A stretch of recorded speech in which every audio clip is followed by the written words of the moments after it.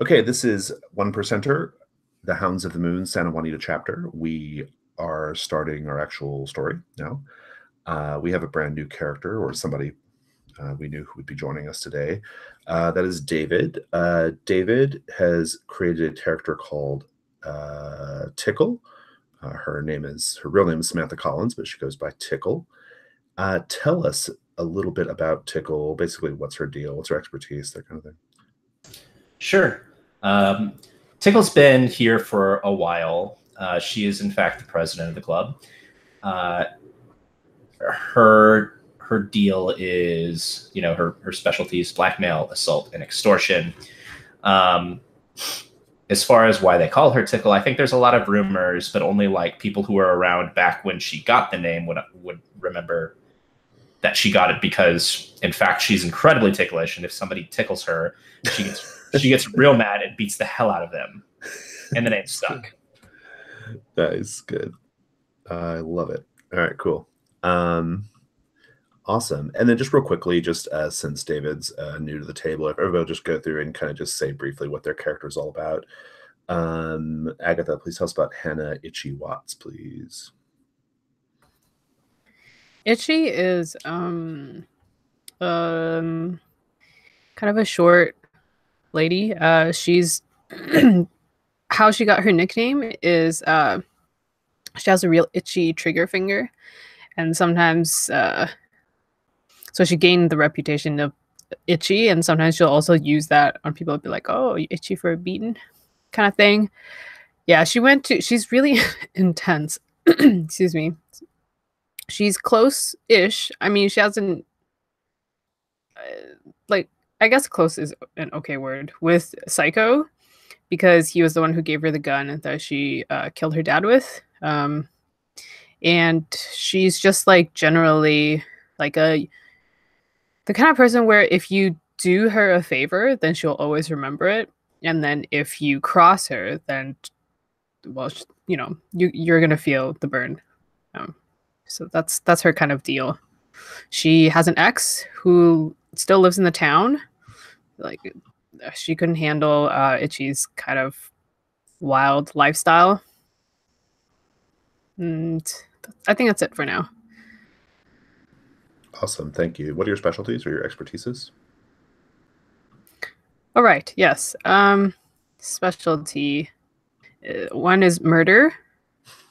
And then 2 is extortion. And 3 is robbery. Awesome. Thank you. All right. Sam, tell us about Liam Duck Hernandez, please.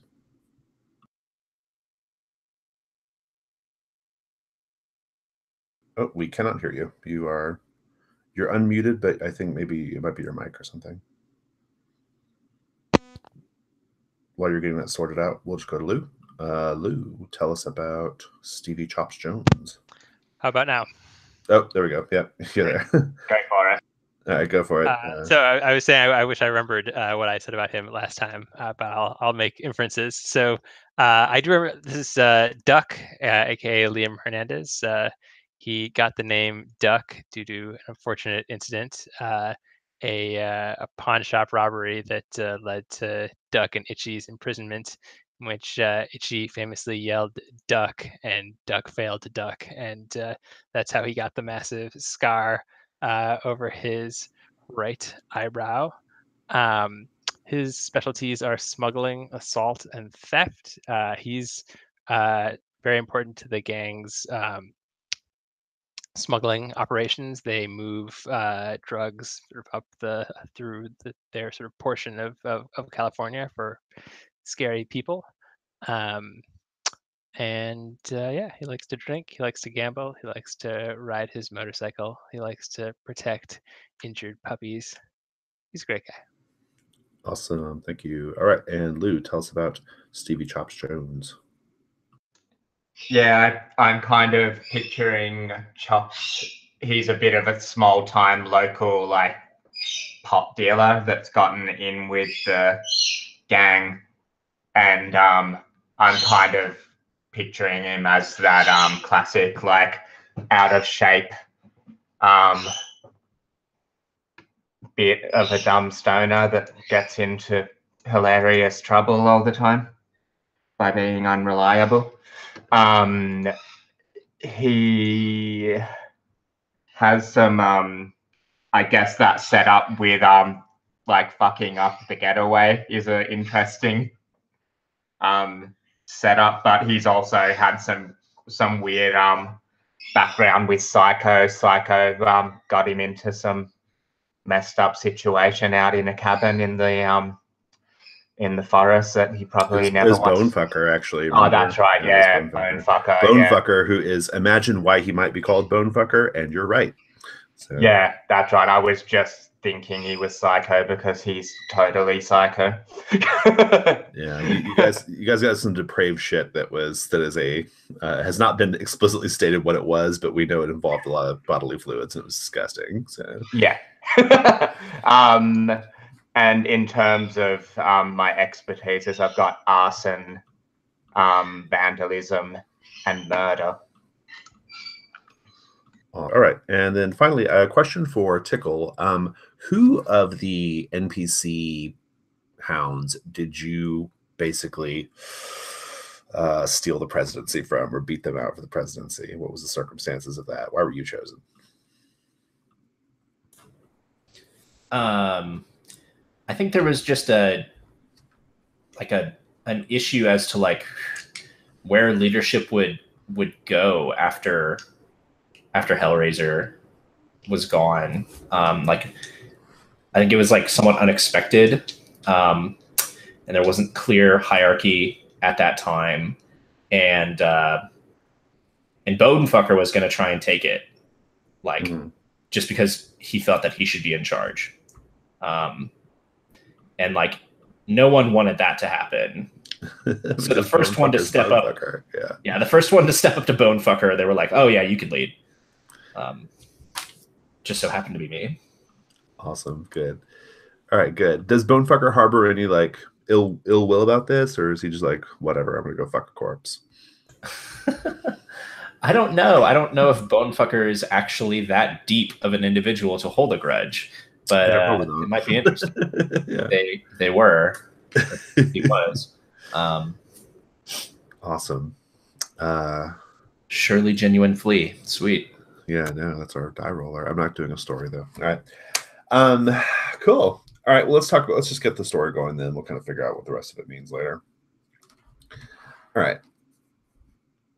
The Hell Ride for Hope. As we established last time, the MC raises money for a pretty extensive dog rescue and rehab center located in Santa Juanita. It's very well funded because you do all your charity work for it. I imagine like in the state of California, it's a major like dog rehab and rescue center, right? Like it's a big deal, right? Like it's the kind of place where like college kids go do their internships and stuff, right? It has a whole veterinary program and all that stuff, right? And so it's a big deal. It's not like just some small, like shelter. And I think it's called the San Juan, the San Juan Dog Rescue and Rehab Center or something like that. Canine Rescue and Rehab Center. And every year you do the MC goes down to 29 Palms, California, out in the desert, and they because that's the hometown of Carla Laredo, the founder of the gang, of the Hounds of the Moon and the San Juan chapter. So the San Juan's the first chapter, and she's the founder of the whole thing. And a lot of people, even from like other chapters, come to the Hell Ride, and you mostly stick with your chapter, but like other chapters come up, and over the course of a few days, like make this ride, right? It doesn't take a few days to drive from 29 Palms to the valley. It's a good, still pretty long ride, and probably like a good, I don't know, like 6 hours or so, 5-6 hours. But there's a lot of stops along the way, right? And you get sponsored, you raise money. This does count as charity work, so you will all get fucks at the end of this, which is great. According to the brand new rules in Codex Chrome 2, you get fucks also. So you get fucks when you do charity. You get fucks when you do street justice, which is like solving a problem the cops can't solve. And you get fucks now when you bond with each other as well. So you have 3 opportunities to get fucks, and the bonding one is one that you can get a lot. And the reason for that is because the new rules also mean you lose fucks much quicker, because the combat rules are changed to be much more quick, but also like you have a lot more like fucks at stake. So that's kind of the deal there. We'll kind of see how that all plays out as we go. How many do I start with? Because I was you get 2d6. Yeah, you get 2d6. Just roll 2d6. That's how many. Cool. That's your fucks. So, and the fucks can be like physical harm, or they can be like just emotional moments that cause you to not give a fuck anymore, right? So, the example in Chrome 2 is given of, you beat the shit out of this person, you get some fucks, and it doesn't mean that person hurt you back, but it's like your little daughter saw you beat the shit out of this person, right? So that's where your fucks are going, right? So, and because then like by the time you get to 0, you have to retire your character, and maybe you retire them because this life is no longer for you or whatever, right? You have no more fucks to give about the MC. No more fucks to give.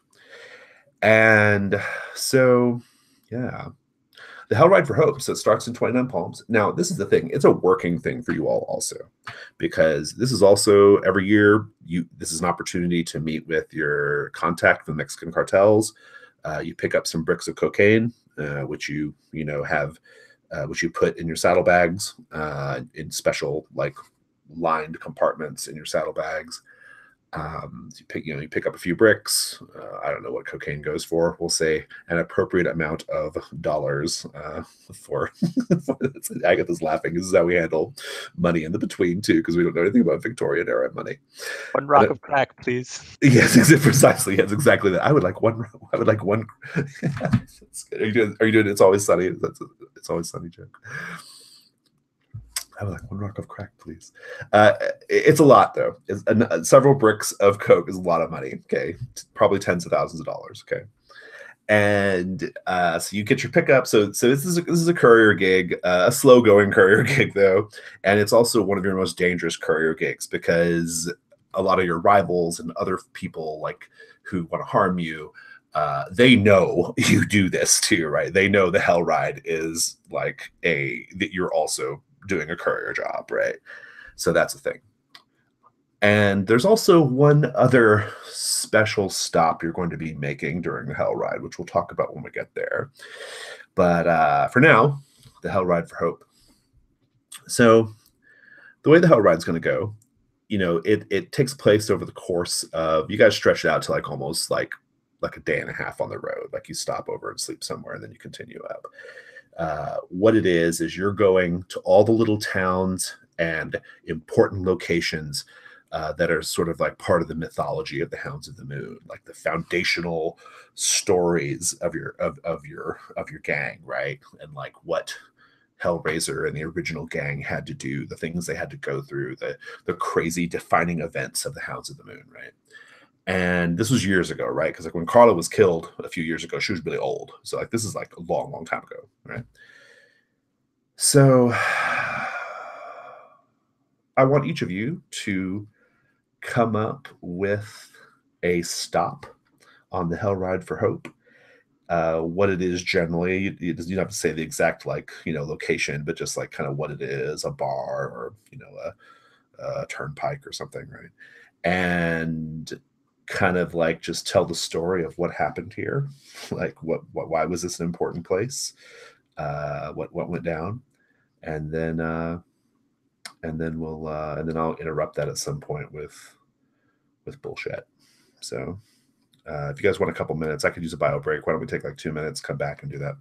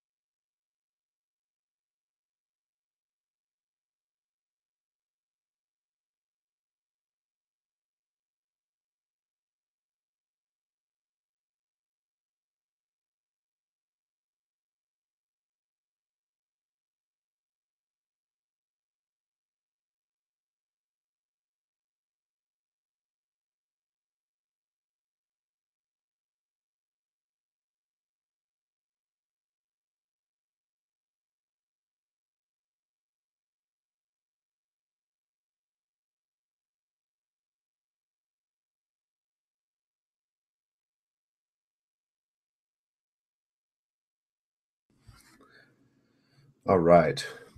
You guys take off from 29 Palms. Your engines, bikes have engines, right? Your engines rumbling.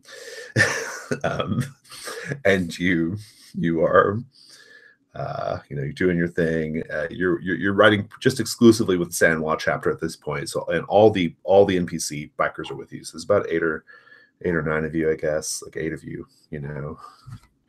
Sort of like kind of a loose V formation with Tickle at the front because Tickle's the club president, right? And Tickle, since you're the club president, tell us about the first. Stop. Okay. Yeah, I'm leading the way in my Harley Davidson V-Rod, murdered out with red trim, and a custom little sidecar that can attach or become unattached, with a little, Scooby-Doo sitting in there, stuffed full of Coke.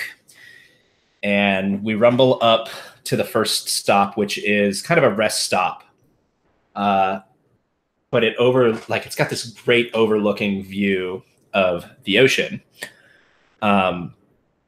And everyone calls it the sticking point. Or all the bikers call it the sticking point, because when you come here, you are supposed to park your bikes, go underneath the awning or whatever, that would give you shade, and take a knife out and throw it up into the ceiling and get it to stick.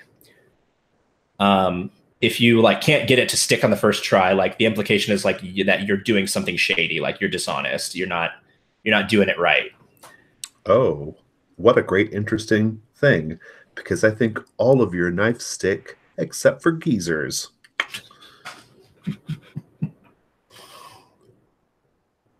And that's interesting to you, and let me tell you why.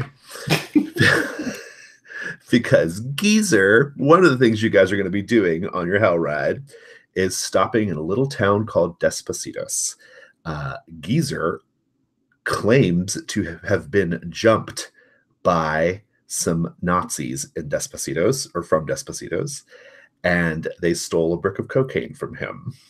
And this is weird. It's a strange story, but not unheard of. And so the idea is you're going to be getting it back.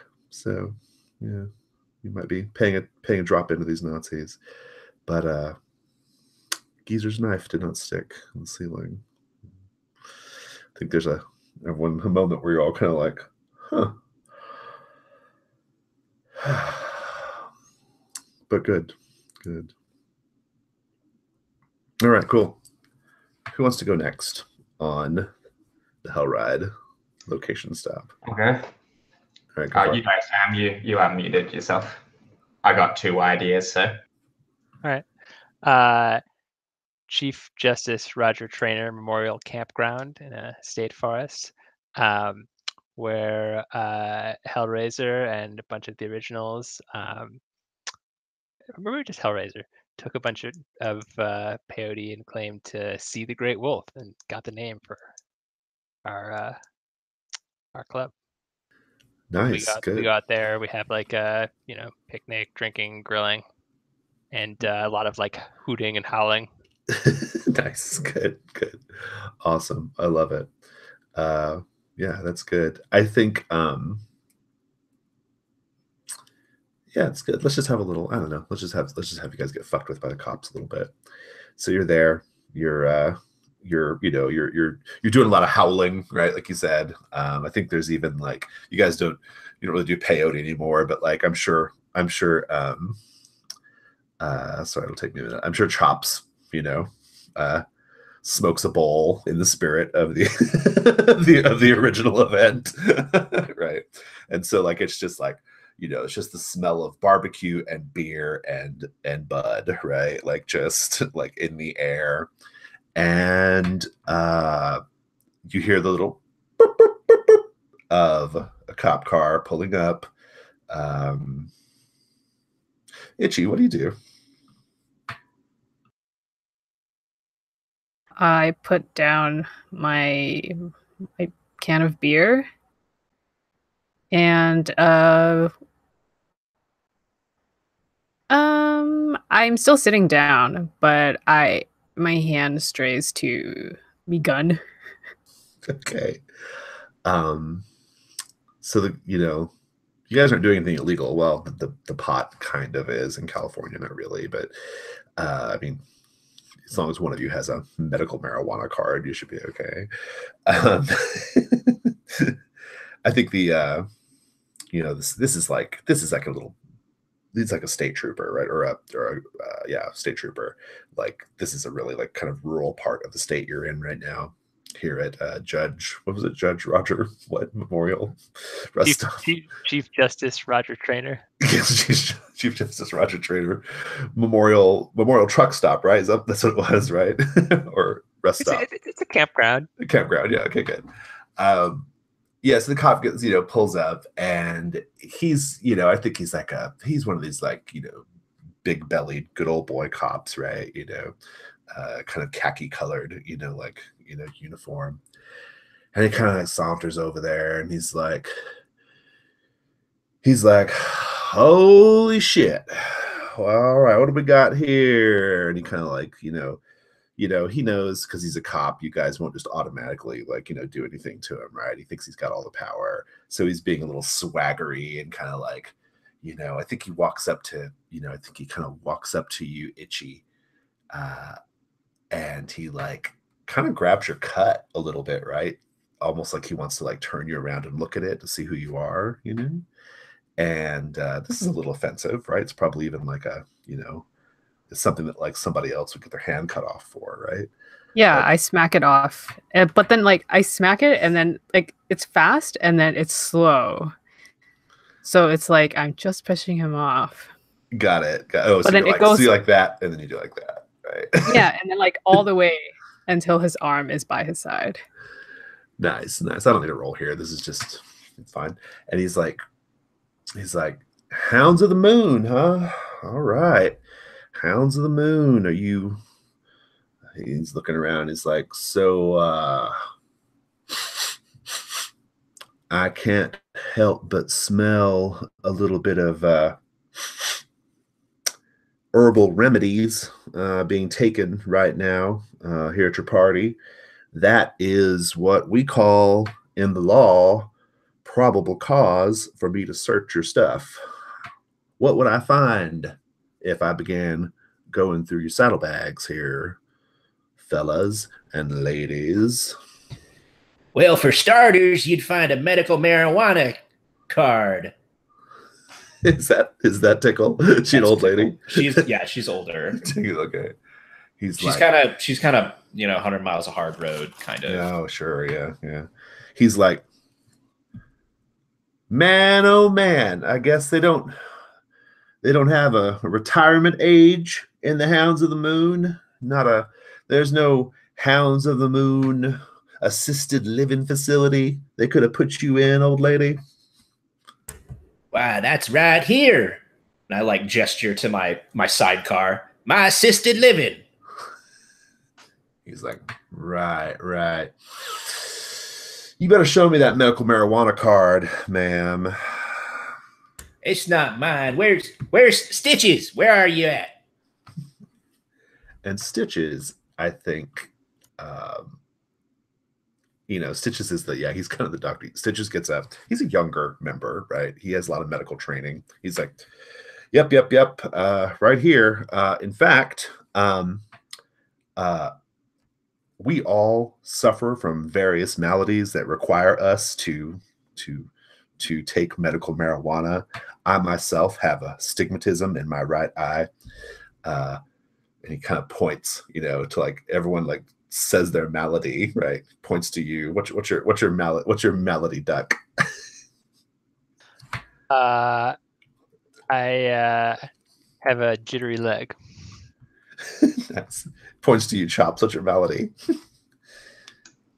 Chops has a it's meant to help his appetite. He's got bad appetite, so he needs the marijuana to make him hungry for snacks. Good. And what's your malady, Itchy? Anxiety. He goes to everybody else, right? You guys, Bonefucker says his, and everyone just kind of puts their head down, like, holy fuck. Even the cop is like, God damn. And then what's yours, Tickle? Restless elbow syndrome. So this is all going on, and he says, and he's kind of like, he's like, all right. And then he says, all right, I'm going to cut to the chase. I know you do courier runs down from Mexico. And if you don't want me to call any more of my boys, you're going to give me a brick I can make a little money off of. What do you say? That would be a big problem, by the way. Duck, who is sort of sitting quietly, he just and maybe not in the immediate line of sight. He just takes out his cell phone and starts recording this encounter. Oh, nice. All right, I think this is a roll now. So let's just take a moment to review the rules. This is the first roll we're doing. All right. So basically, you're going to build a die pool. I determine like the difficulty of what you're doing. I think what you're trying to accomplish is you're basically trying to scare him away, right? Like to say, hey, look, it's my constitutional right to film this right now. And you need to hit it, right? That kind of thing. So that's good. I think we just have to decide like what are the stuff and the things you're doing. I think this is probably a be cool kind of thing. And you are Duck. And this is probably head, I think. Let's see. Let's take a look. Until I get used to this. Are assholes in effect? No, because I don't think any harm is. I don't think, and the cop's not going to start shooting you guys, right? I don't think. Pucker factor is not in effect. But let's do. I was kind of thinking that what Duck was doing is he's trying to like subtly film this guy without him noticing, and then as the conversation continues and he says more incriminating shit, then he can say, you know, why don't you? Well, now we have this on tape. Why don't you get out of here and we'll forget this ever happened. Yeah, that's pretty good. I think it could probably be. We could probably make a case for jaw, right? Because you've got like some leverage and you'll be using it to say, hey, why don't you get the fuck out of here, right? And try to like, because it's like this is about using your mouth, trying to talk your way out of a ticket. That's cool. Plus jaw. This is kind of a similar thing, I think. So, okay, that's and so 4 dice. 4 dice, yeah. And then if somebody wants to help you, they can throw you a fuck if they think that you need it. But I think the difficulty of this is going to be just probably let's keep it simple. This is a pretty straightforward thing. So it's going to be like a 1. You only need to get on 4 dice. You need to get 1 even number. Seems reasonable. Happy to do this roll as is, but if we had if we wanted to, would it have been possible to use, for instance, like Tickle's like blackmail expertise or something like that? Yeah. So I mean, since you're doing the one, kind of, I guess so. Yeah. I mean, we could probably make a case that blackmail would be appropriate. Yeah, I mean, if I were doing the role, that would come into effect. It's a similar skill set, I think. Yeah. But I think I'm not 4 dice for a simple task doesn't seem I'm fine with that. I got 3 1s and 1 2. 3 1. It's a good thing you got the 2 because the 1s would have been really bad. Those are called assholes, and whenever you get a bunch of them and no aces, which is what you're looking for, the evens, then that's a problem. But I think since there was no pucker factor was not in effect, as long as you got 1, you're good to go. So let's confirm that though. Just make sure we're doing everything right.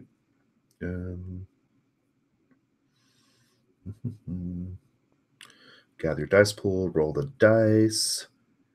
Yeah, so as long as you got an ace, all those assholes don't matter. So you're okay. And we compare it to the difficulty.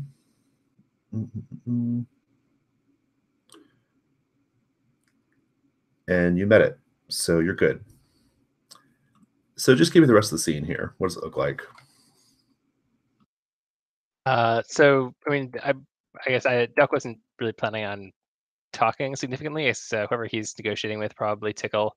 I just imagine the conversation goes along the lines of like, "You want us to give you a brick of cocaine?" He's like, "Yeah, it's not too much, just a little something to grease the wheels around here or whatever." And then after a little bit of this, then Duck just like presses play and like turns his speaker volume up to max, lets the guy hear Nice. his own Good. words back at him.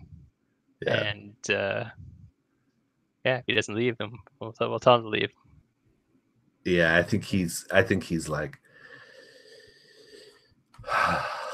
well, goddamn. All right. I know when I'm beat. I suggest you all pack this up and continue along your way. We understand, Trooper, and don't you feel too rankled about it. It's the future. I can't hardly keep up with it neither. Good. He turns and goes.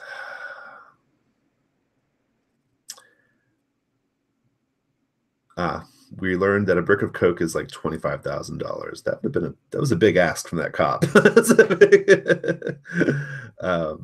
Good. We make smaller bricks around here. Exactly. Well, more compact bricks that have to go in the saddlebags, right? Like soap. Speaking of brick, I do think it was a legit 25K brick that Geezer, when Geezer got jumped by these Nazis. You guys get to Despacitos, and Agatha loves that so much. You guys get to Despacitos, and I think this is where you're stopping for the night. It is a small shit kicker little town, right? The criminal element is this Aryan Nation, just a small group of Aryan Nation assholes. Geezer has informed you that he was jumped by these guys. Their leader, presumably where your cocaine is or his house is presumably where your cocaine is. Their leader is a guy named Douglas Eubank. I'll type that in.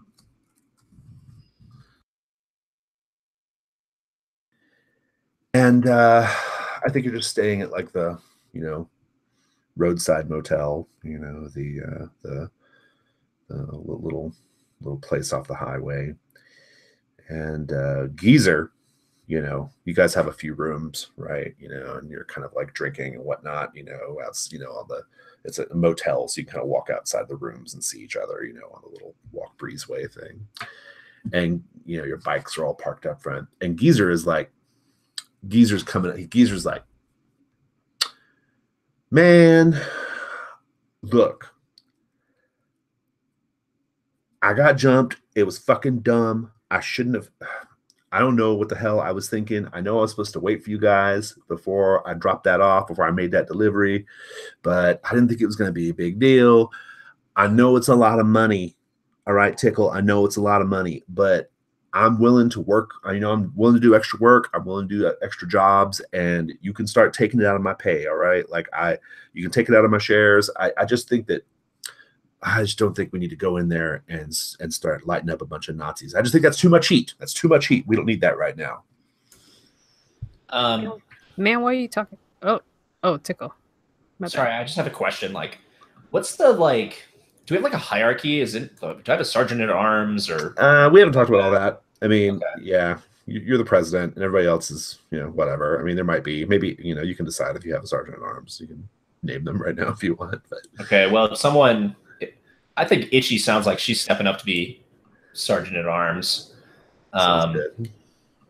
So this is something that I'd leave to Itchy unless I've got to get involved. Okay, well, so Itchy, I mean, Geezer's called Geezer. He's not that old. He's a fairly young guy. I think he's called, I don't know, who knows why he's called Geezer, but he probably went gray early, right? Yeah, that's it. Yeah. He's definitely like, he's definitely a piece of shit. I mean, he has been for a while. if I remember correctly, Duck hooked up with Geezer's ex, Yenny Mendoza, and he pulled a gun on Duck. It was a big deal, right? And so Yeah. Duck and Geezer don't get along. And so he's like, Itchy, I'm telling you, like, this is crazy. We can't go in there. We can't go. Like, let's just let it go. Let's just let it go. Yeah. You gonna give me that 25,000 right now? Not at right now, but I'm telling you, I mean, look, I'm not the first hound to ever get jumped in the history of the club and lose some shit. And is $25,000 worth maybe putting everybody at risk? I mean, it's the hell ride, for fuck's sake. I mean, come on. Let's get real, kid. Did you flush that down the toilet? Is that what you did? Flush it down the toilet? No. The brick? No, man, no, don't, no. Eubank, he's got our drugs. He's got them. Yeah. Yeah. Yeah. Yeah. Are you trying to like intimidate him or something? Maybe. I don't know if this is just his normal attitude. It might be. Sure, yeah. I'm trying to intimidate him. Why not? I think Itchy's pretty intimidating, right? If Itchy was like pushing you like that, it would be a thing. Yeah, Itchy's like a really wiry sort of woman, and then like not very tall, but somehow like when she leans in, you feel like that. Yeah. So maybe I am trying to intimidate him. See if mean, he's telling the truth. This could be. I mean, this could be like badass plus jaw, right? Because you're trying to like scare him or whatever, right? Sure. Just make it a little tougher. Like he's got something to say, but he's not giving it up. So so what do you do to like really get it out of him? Oh, Geezer. I think I was drinking not from a tall boy, but like a glass bottle this time. Okay. And I finish it, and then I turn it around just slowly in my hand, and I start tapping the edge of the table with it. Nice. Like slowly, but an up and down motion. Nice. Like, yes, I could break the end of it on this at any second. But I might not. That's good. I love it. Roll. So your pool is badass plus jaw. I think this is going to be normal because I don't think Geezer wants to give this up, whatever it is. So you'll need two aces for it to be successul. Okay. Oh, go ahead. Can I throw in some fucks? I think maybe Chops comes up and like, he's just behind Geezer, like, kind of purposefully, passively aggressively blocking his escape along the balcony. Good. Yeah, I like it. How many fucks are you spending there? I guess I'll give a couple of fucks. Okay. So two fucks gives you 2 more dice, Itchy. And I think pucker factor is going to be in effect because if this ends up going to violence, like here, he might like, he might like try to hurt you or whatever. So okay. So that means I have 6 dice. Yeah. Oh yeah, I have 4 successes. Damn, did you have any ones? 2 2s and 2 4s and 2 5s. No ones. Awesome. Yeah. I think he like looks over his shoulder and sees Duck there blocking the exit, and you're doing your thing, and he's starting to like sweat, right? And he says, all right. Look. Look. Those Nazi fucks, they definitely have our drugs. Okay, they definitely have our drugs. But I mean, I did it for the club, okay? I did it for the club.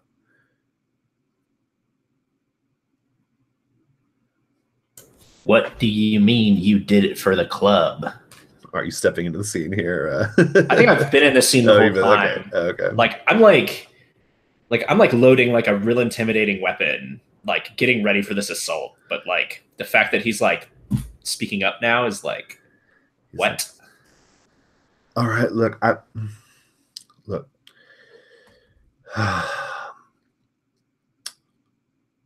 Yenny.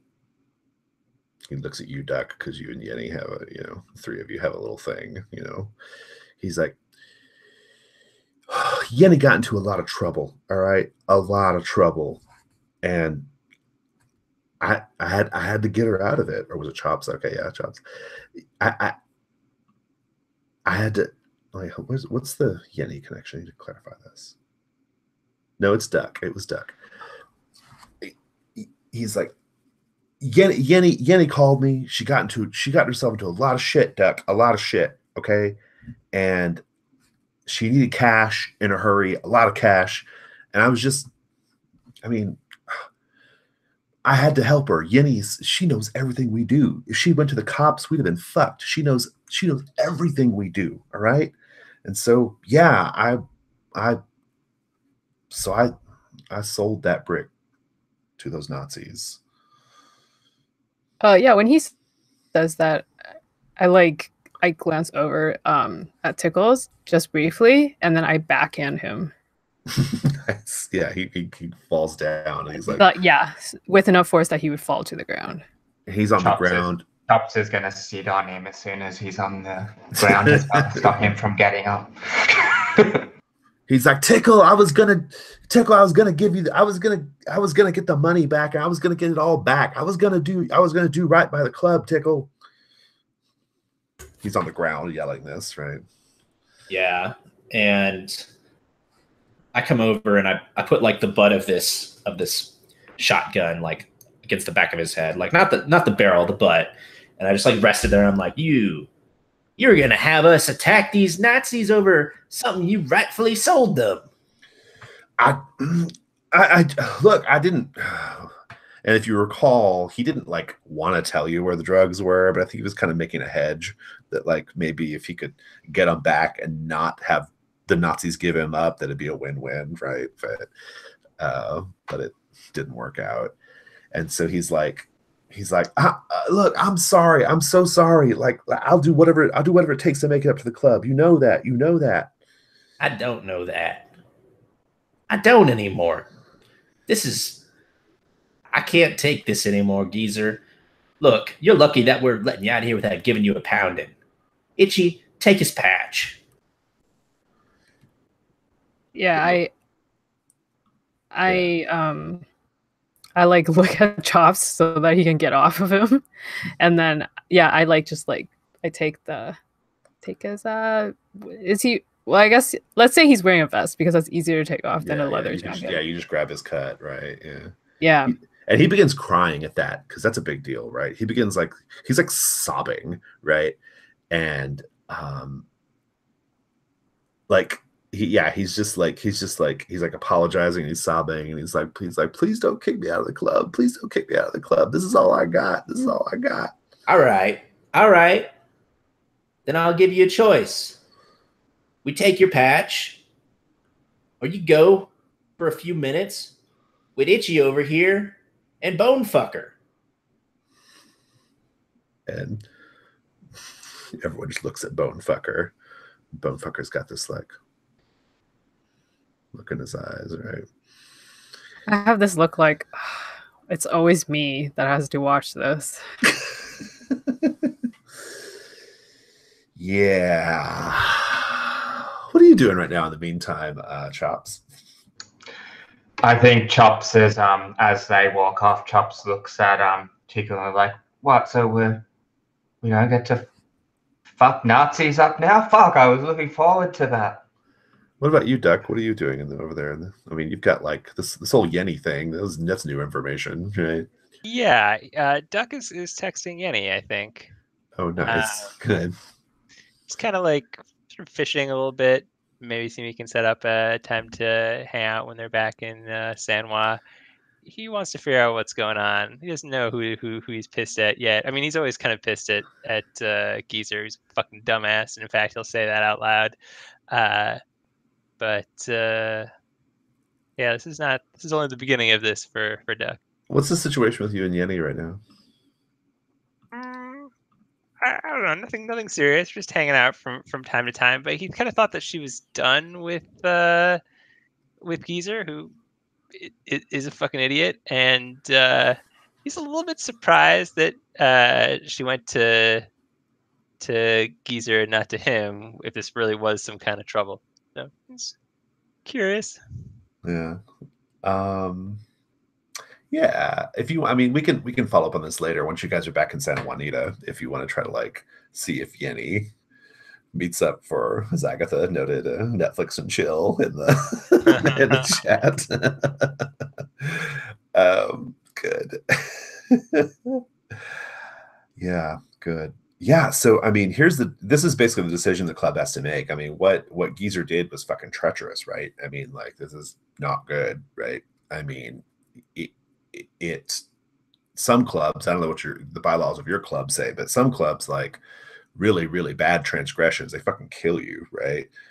This might be more of a just kick you out kind of transgression. I don't know, but it sounds like you have an alternative way of making reparations in the club involving Itchy and Bonefucker.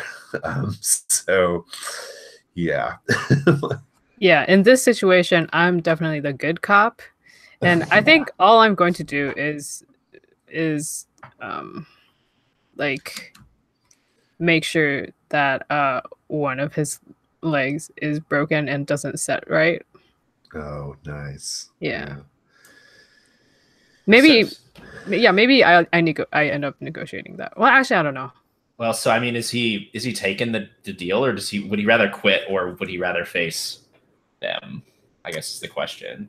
He's gonna face you guys because at the end of the day, the most important thing is the club. It's all he's got. He'll do whatever it takes to make it square. And if this is what it's gonna take, then that's what's gonna happen. And I don't think we need all the gory details, but I think it involves going over to room 115 here at the motor lodge, and I think we have a scene of like you guys pulling the mattresses and shit out of the room and all the furniture, just so it's like an empty space, except you leave like one fucking chair. And I like, before we go in, I also like go to like whatever front desk place of the motel and just slide the proprietor of 20. Nice. Go back. Yeah. So I do want one deal, which is that or detail, which is I feel that like Bonefucker is going to make this weird in some way, and I want to know how. Oh boy, what can I say that won't get me X-carded right now? Let's see. I think so. We know from the cabin experience that who was it who had to go? Who was it who Bonefucker took to the cabin? Chops. Those Chops, yeah. We know from, because Bonefucker torments Chops, we know that. It took him to the cabin, and we know it involved piss and shit, whatever it was. Piss and shit and quite a few hookers. And yeah, like, I think when it's all over, maybe you're all standing around out by your bikes, drinking some beers or whatever. And at a certain point, Itchy comes out bloodied, right? Not her blood. And it's some more. There's a lot of screaming and wailing going on in the room. And then later, Bonefucker comes out pristine.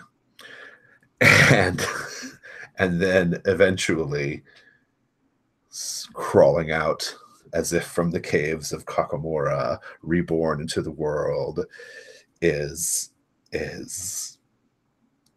Geezer. He is sobbing and crying. He can't walk. He's like dragging his legs. He is covered in blood and feces, and he has a fair number of missing teeth. It's not good. I think he passes out right there in the fucking sidewalk in front of the room. I think, yeah, I go to Bonefucker and I just hold out my hand for another 20. Bonefucker's like, man, I just did all the work in there. I told you to hold back. He goes and he gets a 20 and puts it in your hand, right? Yep. Go and slide it under the whatever window, because I think the proprietor is like sleeping now or whatever. Yeah. I imagine a lot of that, but probably like the few like people who were staying there probably like, got the fuck out of there when they saw you guys rumble up, right? Hey, Chops, let's get this idiot cleaned up so we can get back on the road. Every pack needs its runt, I guess. Well, I think at this point, I think Psycho would say, back on the road, what about our fucking cocaine? Apparently, we sold it. We were supposed to deliver that brick. That we're supposed to deliver that brick to some Chinese triads in the city. We can't just not bring it to them just because dumbass here decided to sell it out from under us. We got to go get it back.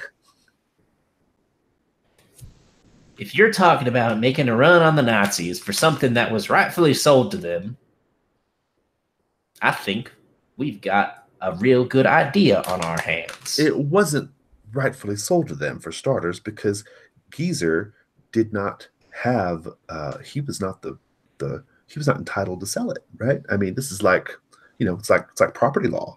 I mean, he never had proper title to the brick of cocaine, and therefore while Psycho's talking, I've walked over to the sidecar and I've like opened up the little front panel, and there's just like a myriad of guns, and like I'm loading them all. Like, no, I wasn't joking. That wasn't sarcasm. Like, it really is a good idea to go kill some Nazis over something that we sold to them, because that's like, what oh we do to shit, Nazis. yeah, good, yeah. What the fuck? I knew there's a reason why we made you the leader, and Psycho is like, he's all for it. What about the rest of you? I mean, sounds like Tickle's already decided for you, but nevertheless.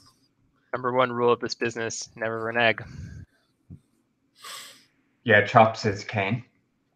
All right. Yeah, so all right. Stitches, you make sure that that son of a bitch that sold our cocaine in the first place doesn't die. We'll be back. Yeah, Stitches will stay there with Geezer. And so it'll be basically, well, there's also the problem of, I think, like, it's just one Nazi, maybe a couple of his boys. And really, truly, the more important thing is all the fucking cocaine you have on the bikes right now. And it might not be super smart to take all that stuff out on a ride like this. And so I think maybe the plan, I think maybe what you would do is like you would offload all that stuff into the hotel rooms, and I'm just gonna have all the NPC. Maybe like we'll take one NPC, like take take Psycho, but Bonefucker and Stitches are gonna stay there with all the stuff, right? So this guy, Douglas Eubank, he's got a house, old farmhouse. Doesn't function as a farmhouse anymore. It's an old farmhouse out in the country, still within the Despacito's, border, and yeah, it's nighttime. You can handle this however you want, really. Maybe we'll just go around the table and find out what everyone's ideas are for how to do this. You guys are gonna walk up and demand it back? You're gonna bust in there and shoot the place up? You're gonna scout it out first? Like, what's the I was thinking, Chops, if there's a car like in a driveway or out the front, Chops will totally like set the car on fire so that like they'll come running out of the house, and then we can fuck them up. Nice. That's pretty good. It's good. Seems like a good idea. Anybody else have any other thoughts? I think Itchy's gonna hand pick up a rock to like pretty much everyone that's there, and then like point to the windows. Could start with that. So you smash up the windows. And light then, the car on fire. and then like whoever comes out, there's going to be another person that's going to run in to check on the stash. So someone should go in from the back door as well. Usually, that's how it works. Got it. So someone's going to run into so that's pretty good. So you kind of get their attention in these ways. They come out. Presumably you all like kind of shoot them or whatever when they come out, and then someone's going to go into the back and kind of like secure all the shit in case the stuff goes badly with, you know. Yeah, or it's like usually when something bad goes down and you have something valuable in the house, like your first instinct is to go check on it. So I guess this is like crime psychology. So one, like people should definitely be in the front to like shoot up whoever, because I'm assuming that he doesn't live by himself. Yeah, you don't know yet. Yeah, who knows? Yeah, so but like one person should also be in the back to like break in whenever, like, and then to see where they're hiding it, because that'll save us a lot of effort in trying to find I stuff. see. So when they're trying to like, maybe they're trying to like secure the shit, you can where they put it or whatever. Yeah, that's pretty good. I don't want to kill these guys. I mean, I do want to kill these guys, but I don't want. Right now, they have this coke, and if we take this coke, they can't go to the cops. We But totally need to kill them though, because they're going to tell all the other Nazis that we went and stole their shit. So we just need to totally kill them. how are they going to know who we are? By the patches. And the fact that they bought cocaine off of like a Hound of the Moon, and then mysteriously some other bikers showed up and like. Let's put on some Rising Sun outfits, or we could just take our jackets off. David, you're breaking To them, up. like, no, think. Oh, say that again, Is David. it working now? Yeah, we can hear you now. Oh, I think like Itchy and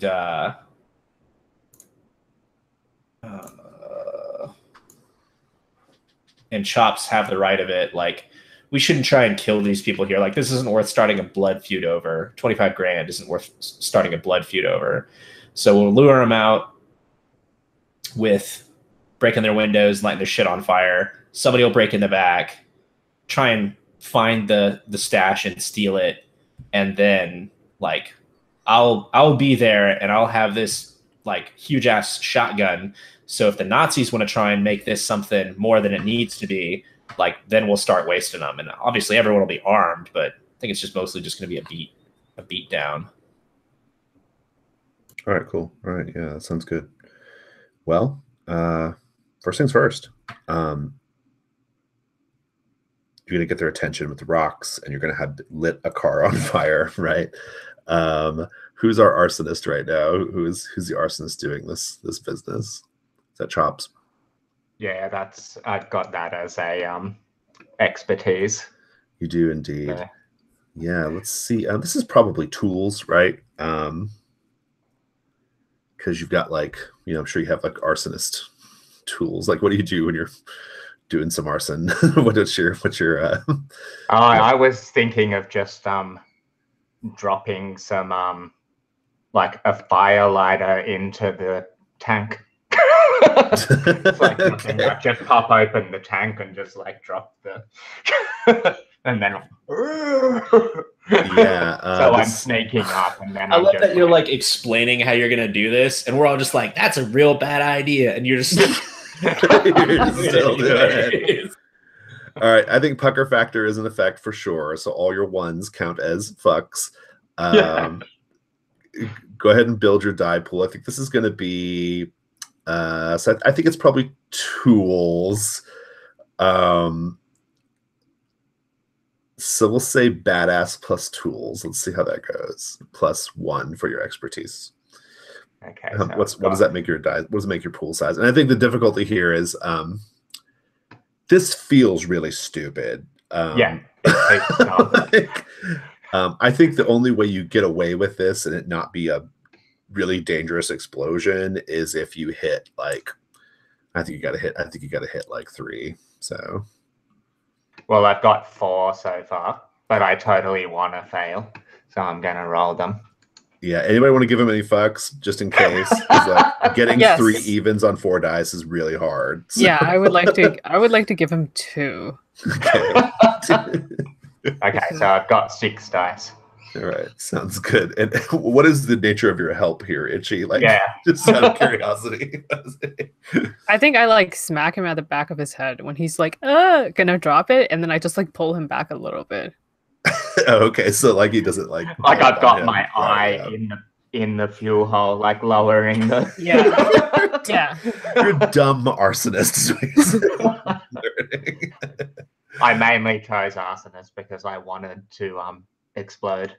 Yeah, Duck, how do you feel about this? You already don't trust Chops. You already think Chops is a piece of shit. Like what? I don't think I see it because I think I'm the one who's sneaking around the back. Oh, okay, good. All right, good. Yeah, awesome. All right. All right, I'm gonna roll 6 dice. All right, let's go for it.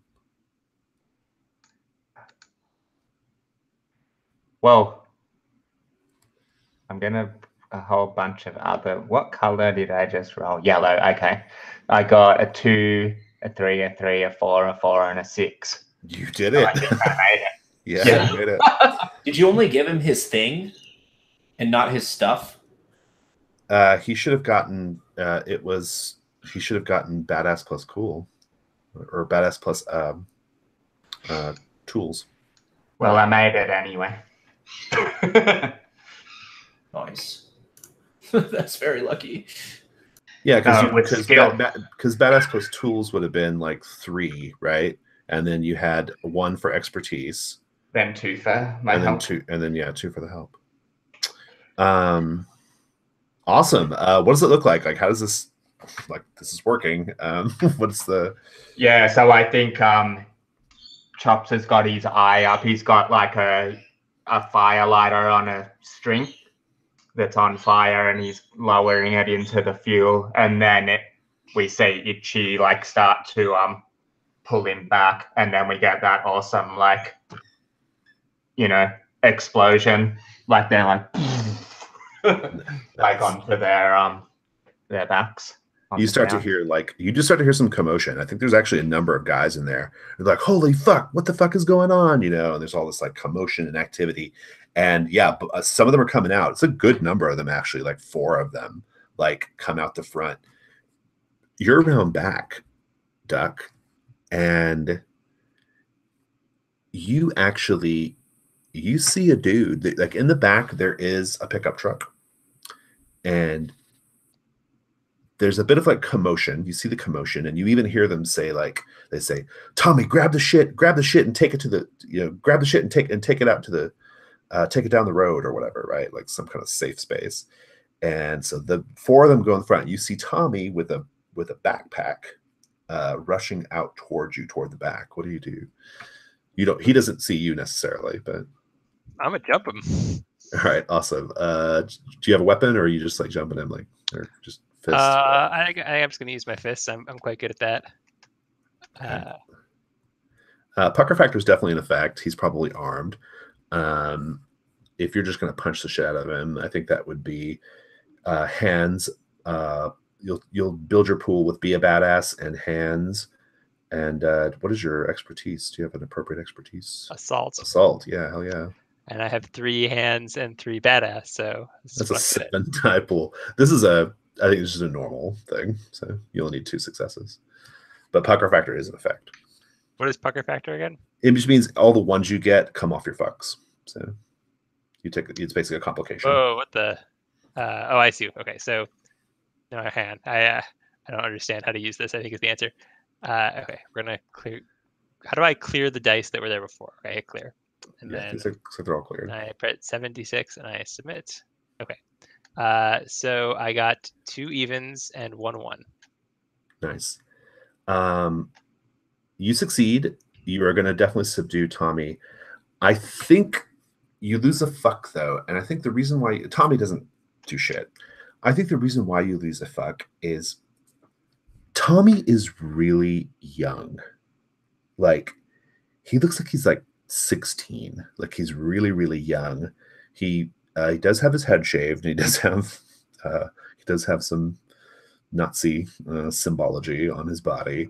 But he looks like a baby. Like, he's just a total baby, but you beat the shit out of him. What does it look like? And I think your fucks are just because, like, dude, I'm just beating the shit out of this kid, you know?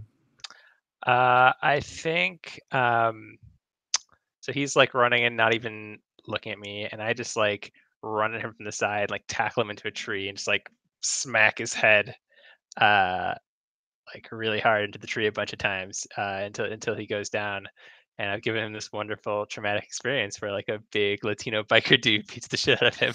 It's a pretty formative experience, right? Yeah, regrettably. But tell me about the fuck though. Like where's the fuck go? Why do you feel? What's the emotional thing?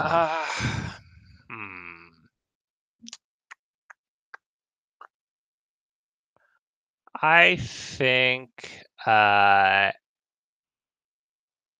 recognize him, and he's like the little brother of some guy who like hangs out with the club up in San Juan. Oh, so you know him? All right, interesting. So he's like, so San Juan's got a college, right? Yeah, he said. So there's some guy who's like a college age kid who he like works on our bikes. He's not like part of the club, you know, maybe. And this is his like kid brother. Oh, nice. Okay, good. Yeah, good. Back out front. Back out front. These four Nazis rush out, and you know they're older, grizzled. They got guns. I mean, I got like two have a shotgun, and the other two have like 9 mils, and they're running out there like, "What the fuck? What the fuck?" You know. You're the president here.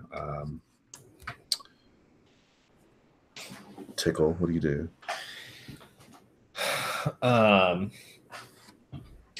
So I've got this Striker 12 gauge automatic shotgun. Sweet. Okay, damn. Yeah, I mean, it's a street slang for it is it's called a street sweeper. Okay, nice. I think it's what military guys call it. Automatic shotgun with a giant drum magazine. Something you could not get without illegal ties. Yeah. And I just like fired in the air once and then like level it on them. And I'm standing behind my bike for like some cover. Yeah. And I'm just like, you boys best get back inside your house. We're having ourselves some anti-racism demonstrations out here. So you're trying to intimidate them to go back? Is that the idea? Yeah. If they can even be intimidated, they might just if they just see that you're just an old woman behind a bike, they might just start shooting. Honestly, I mean, with a giant shotgun in the glow of their exploded car. Yeah. I'll give you a chance to intimidate them with tools. Let's see if this makes sense. No, I don't think tools makes any sense in this context. Instead, we'll have it be jaw. Okay, and I don't know. I guess extortion doesn't apply here, but yeah, I don't think this is like quite like not quite right. This is too immediate. Yeah, this is like too fog of war. Yeah. Okay. But I think it's going to be I don't think it's going to be easy either. I think this is a 3. So. Okay. So you said badass, or did you say be cool? It's going to be. I think it's going to be a badass plus jaw. That's jaw. Cool. That's not a great die pool. I've got Jack. Yeah, I've got Jack. I've got like 2 you're going to need fucks from the group because. Yeah, I'll give a couple of fucks by I'll pitch in 2, and then do you also? Yeah, I think like as the threat's happening, like Chops stands up and he's like partially on fire and looking super big and pissed off. this big, this partially on fire fat dude with a gun, like next to this crazy psycho old lady with an automatic shotgun. And what about you, Itchy? What do you bring to this? I keep this feeling rogues like gallery? I keep feeling like we're actually a part of some kind of comedy. Yeah, I know. It's very it's very that. That's okay though. Oh, Sons of Anarchy is funny too. It's not a big deal.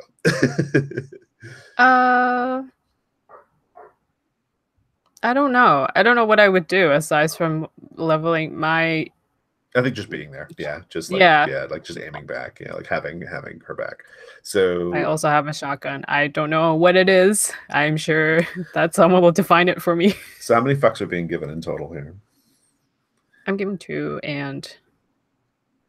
All right, so you got 6 You got total fucks. 4, so now I'm total 6, and my target is 3. 3, yeah. I mean, that's break even. That's a 50-50 shot. 50-50 shot. I'll give a fuck. Bump down to 3. So we'll bump it up to 7. Oh, you can spend your own fucks too? I didn't know that. I thought you could. Let's look. That's the way I've always played it. I can't remember. I'm just gonna confirm that real quick. It makes sense, I guess, but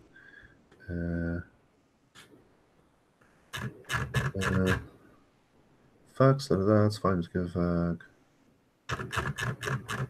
You can also give a fuck about someone else. I don't think you can spend your own fucks. So if you can also give a fuck about someone else, doesn't that imply you can give a fuck about yourself? Guess. I don't know. If your bud is in a bad way, I don't think so. I don't think you can. My read of it is that you can only receive fucks for your own pool. Okay. Yeah. It's weird that it would say that you could also, in addition to what? What is it in addition to? What's the original? So fucks are a resource that every OB needs. It's fine to not give a fuck, but you must have fucks available to give even if you don't want to. Fucks are a way to take shit from being spectacular to fucking spectacular, which is a mighty fine thing. So maybe you can. Oh, I guess you can. Okay, yeah. All right. Yeah, you can add fucks. So go for it. Okay. Just push it a little past 50%. Yeah, it's probably a good idea. Because this is a pretty rough situation. So yeah. So 7 dice.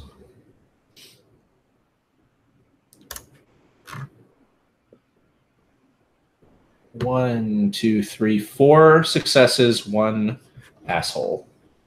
Nice. I think the asshole is. I think what the situation is, you're going to get them to back off, right? But I think what happens is one of these motherfuckers, like, is not taking the cue, right? He wants to go in, and the rest of them are like, dumbass, like, put your hands up, right? Or like, go back in the house. And he's like, no, fuck that. I'm not letting these. He starts throwing out some racial epithets at you all, bikers, take our shit, da, da, da, da. And I think you have to put him down. And I think it's just the sort of I don't know, just the bloodshed, of having to put this guy down. It's just rubs you a little bit. So what does it look like? Give me the scene. So that's the asshole, and then it goes a little bit even better because I got 1 more than I was required to get too, right? Yeah, absolutely. And I think that like the two kind of go hand in hand. Like I didn't want to come here and kill anyone today. I didn't want to do that one bit. And this guy made me do it. Like he came at me, and he was like starting to shoot at my people, and I just had to put him down. But he didn't go down easy. So I had to shoot him like several times. And it was so disheartening to the rest of the Nazis that like, they didn't even bother to like try and figure out who it was in the dim glow of the fire, like that was attacking them.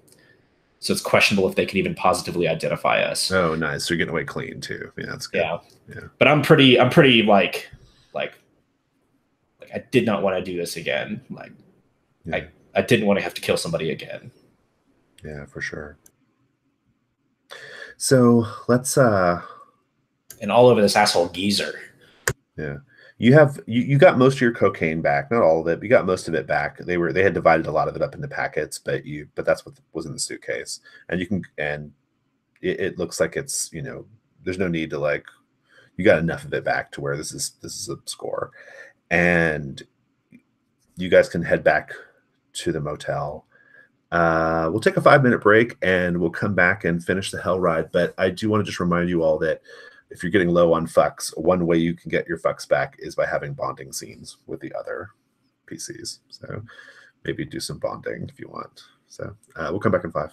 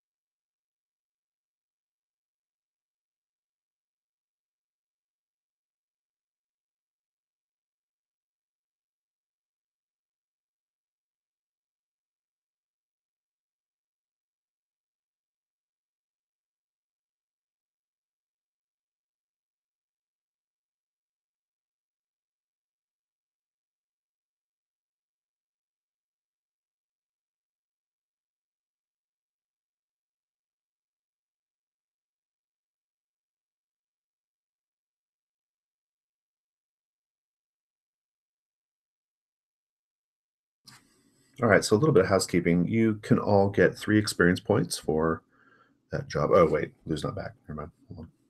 Give him a minute. Oh, he's there. So yeah, you can all take 3 experience points. I don't know where you note that on here. Oh yeah, there's a space.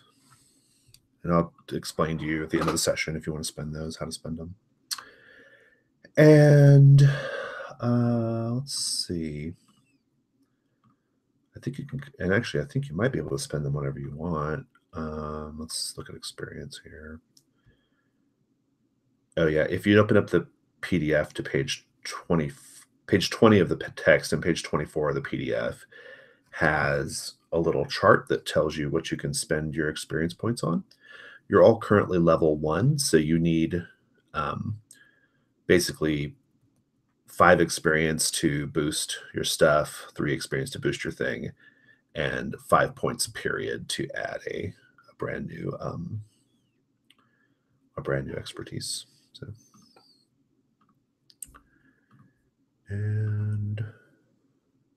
but you all have 3 right now. I'm gonna turn it over to you all for scene framing. I think you're back at the motel post ride, or when we say ride, that's a term of art in the game that means like a job, like a dangerous thing you had to do. But you're back at the motel. Geezer has been given a room of his own to recover in. Stitches occasionally checks in on him, right? He kind of lets you all know that he's okay. He's going to be fine, but it's not good. He's going to be inactive for a while. It'll be a while before he's back in the saddle. And that means you have to figure out something to do with his bike, right? That's a problem. And yeah, but otherwise it's just the evening is yours. You all can frame scenes to have bonding moments with the other player characters if you wish. If you have something else you want to do, I suppose you could do that too. But anybody has an idea for a scene they want to frame, just jump in there and we'll do it. I'll have a scene with whoever wants to like come to my room after all this has gone down. Like Tickle will be distressed. Like that'll kind of be the bonding scene, is like her not able to hide her distress. Oh, and killing a Nazi, yeah. Sure, I can come over. Take your pick. I knock on the door. Oh, sorry, go ahead. I was going to say, do you want someone who's cool with killing, or someone who's not cool with killing? Yeah, that's also a good question. I don't care. It's whoever calls it first, really. It's just kind of one of the things that happens. All right, I knock on the door. And I think that like I failed to actually get the door to latch completely, so the door swings open when you knock on it. And yeah. And you see me, I'm just sitting there on the edge of the bed, and that striker shotgun is like sitting at my feet and my hands are shaking.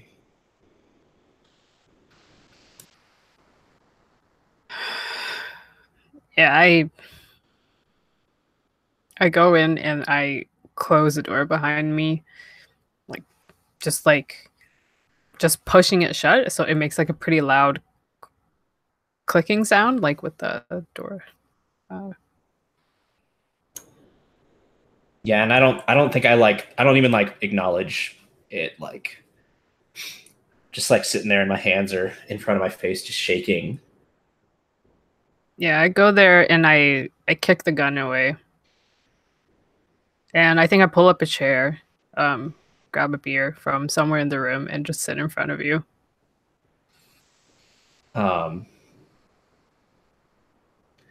And eventually, like, I think like some minutes pass, but eventually, like, I look up at you.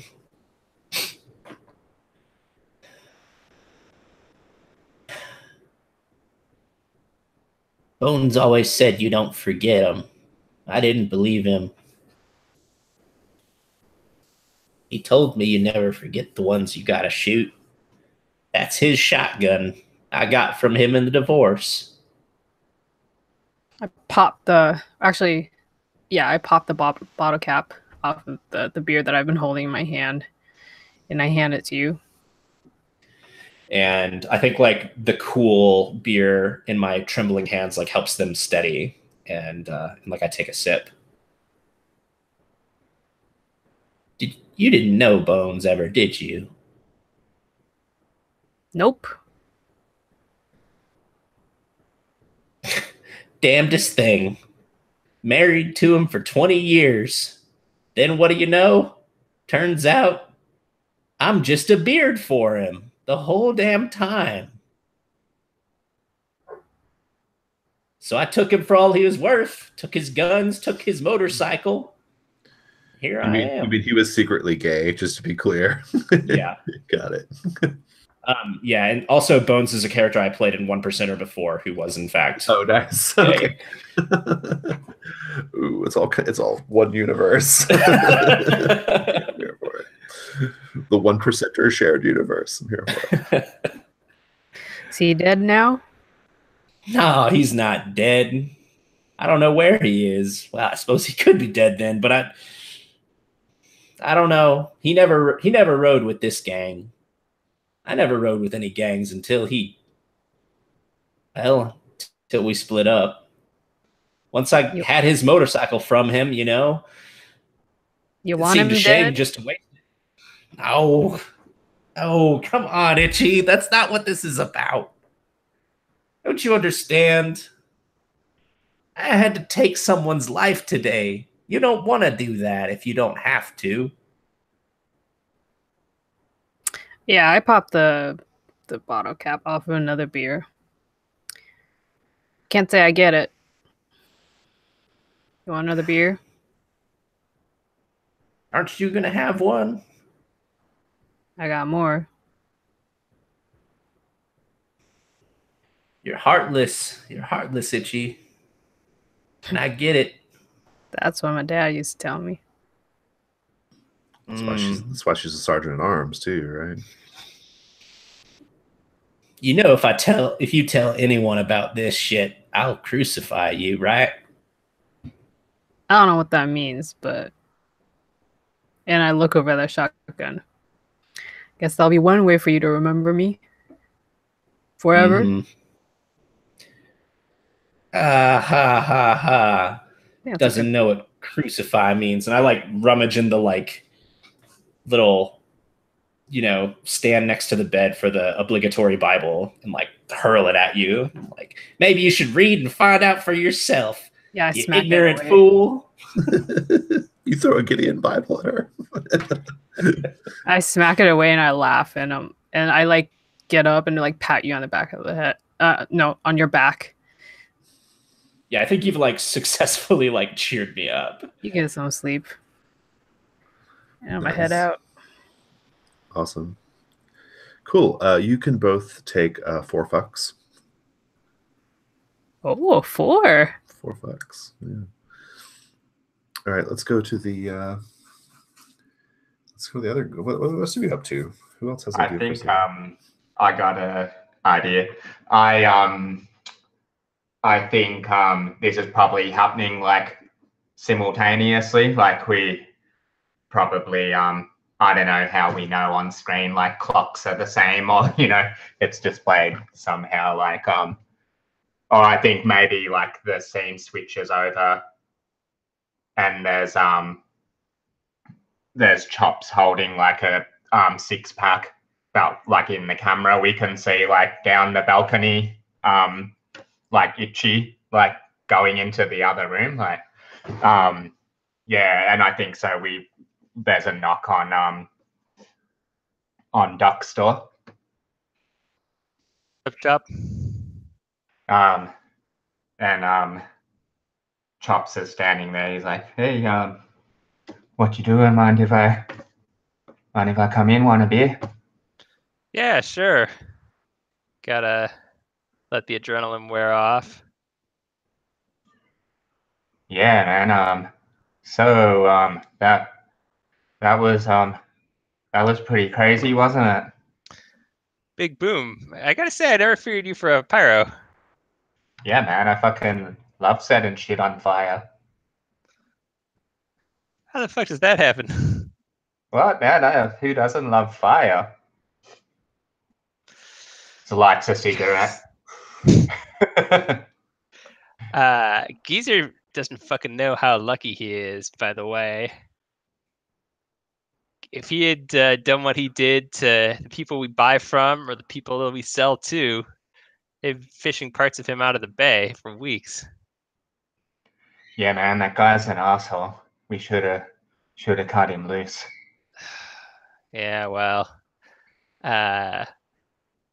some ways Tickles is stone cold, but in other ways, she's a big old teddy bear. I'd like to just interject. This is a very pot calling the kettle black moment from Chops, since he fucked up majorly and got you sent to prison. Oh yeah, that's true. Well, I guess a whole lot of people. All right, maybe I'll say something like, well, but there are a whole bunch of second chances going around here. I don't always agree, but I don't call the shots. Yeah, I mean, I guess I can be a bit of a fuck up sometimes too, hey?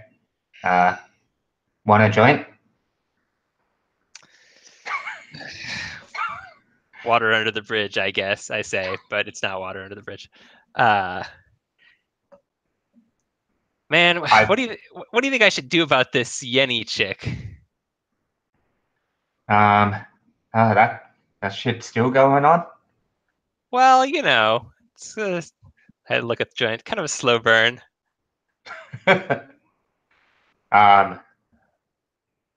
think Chops awkwardly. I think I'm picturing him sitting at the table and you sitting on the bed. He awkwardly comes and sits right next to you on the bed. Mm-hmm. He's like, yeah, man. Tell. So, do you love her? I don't. I mean, it's not like that. It's just I don't know. I just I'm thinking about her is all. You know how it is, right? Yeah, I know how it is. He pats you on the back really, like, manfully. A long, like, toke, and then pass it on. You're right. I should give her a call. Not now. When we get back to San Juan. Do you mind if I sleep on the floor in here? Something wrong with your room? I just don't want to sleep all by myself. Is all. Duck like plays it off as a joke. He like laughs. He's like, oh yeah, you never know when the Nazis are gonna attack.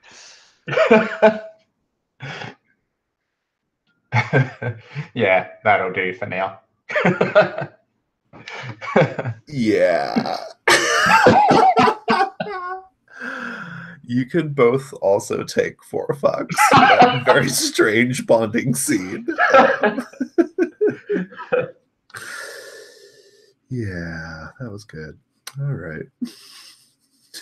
All right, Hounds of the Moon. I think we mentioned that there are other chapters who are participating in the Hell Ride, and so they probably have like an extra body who can like grab Geezer's bike, right? And maybe they can even like get Geezer out of there, right? And get Geezer off your hands for the time being. And you guys can finish the Hell Ride. I am owed 2 more locations on the Hounds of the Moon history tour here. Who wants to throw them out there? I have one. Okay, so I know that there are provincial parks, but are there also like not provincial, sorry, state parks? Are there also like regional parks? Is that a thing in California? There would be they're like national parks, right? Like Yellowstone is in California, right? Yeah, I want it to be like less like fancy and less financed. Okay, maybe it's just a local park. Oh, you mean like a local? Oh, yeah. Oh, sure. There's definitely like a local, like, yeah. Like, not like a playground park, but like, like a little bit of a thing that you can stroll through. Yeah. Parks and like nature preserves and things like that. Yeah, like local nature preserves. Yeah, absolutely. Yeah. So there's like one area there that I think they're like really well known for like this specific pond, which is like, it's, I don't know, it's like Jay's pond or something. Anyway, excuse me. And there's like migratory ducks that always go there. And there's an apocryphal story, so it's never been confirmed, that who is our founder again? The one that died. Sorry, Carla Hellraiser Laredo. Yeah, so that Hellraiser was jumped there by someone who, like, no one knows the name of anymore. No one speaks of that person who was a part of the Hellraisers. I mean, the Hounds of the Moon. But you know, like they try to jump her. So who knows what happened? But anyway, so was jumped, and then this pack of wild dogs. I'm not gonna say chihuahuas. This pack of wild dogs, like surged out of that park, and like just like. Some say tore that person to pieces. Some say they just drove them off, like, or like just drove them off of Carla, and she was able to like shoot him like 3 times, or shoot them like 3 times to the head. Whatever. Anyway, so there's a lot of different versions of the story depending on who's telling it. Don't want to listen to the version that Bonefucker tells. And yeah, so we passed by that park. It's I think also like that's also just a stop that everyone always stops at because they have public washrooms at that park, and it's like sometimes you just really need a good like pit stop, and that was the one. Yeah, I love this apocryphal story of like this person might have been jumping Carla, and these dogs might have just come out of the woods and got the guy off of her, and it might have tore him apart, but he definitely got shot in the back of the head 3 times. Like, this apocryphal story. And they're like, yo, it was right here, this spot. Like, and this is what people always tell new recruits. Like when we stop there, is like they take them to the pond and so on and so forth. Yeah. And in a self-fulfilling prophecy, we always leave out a bunch of like dog food there.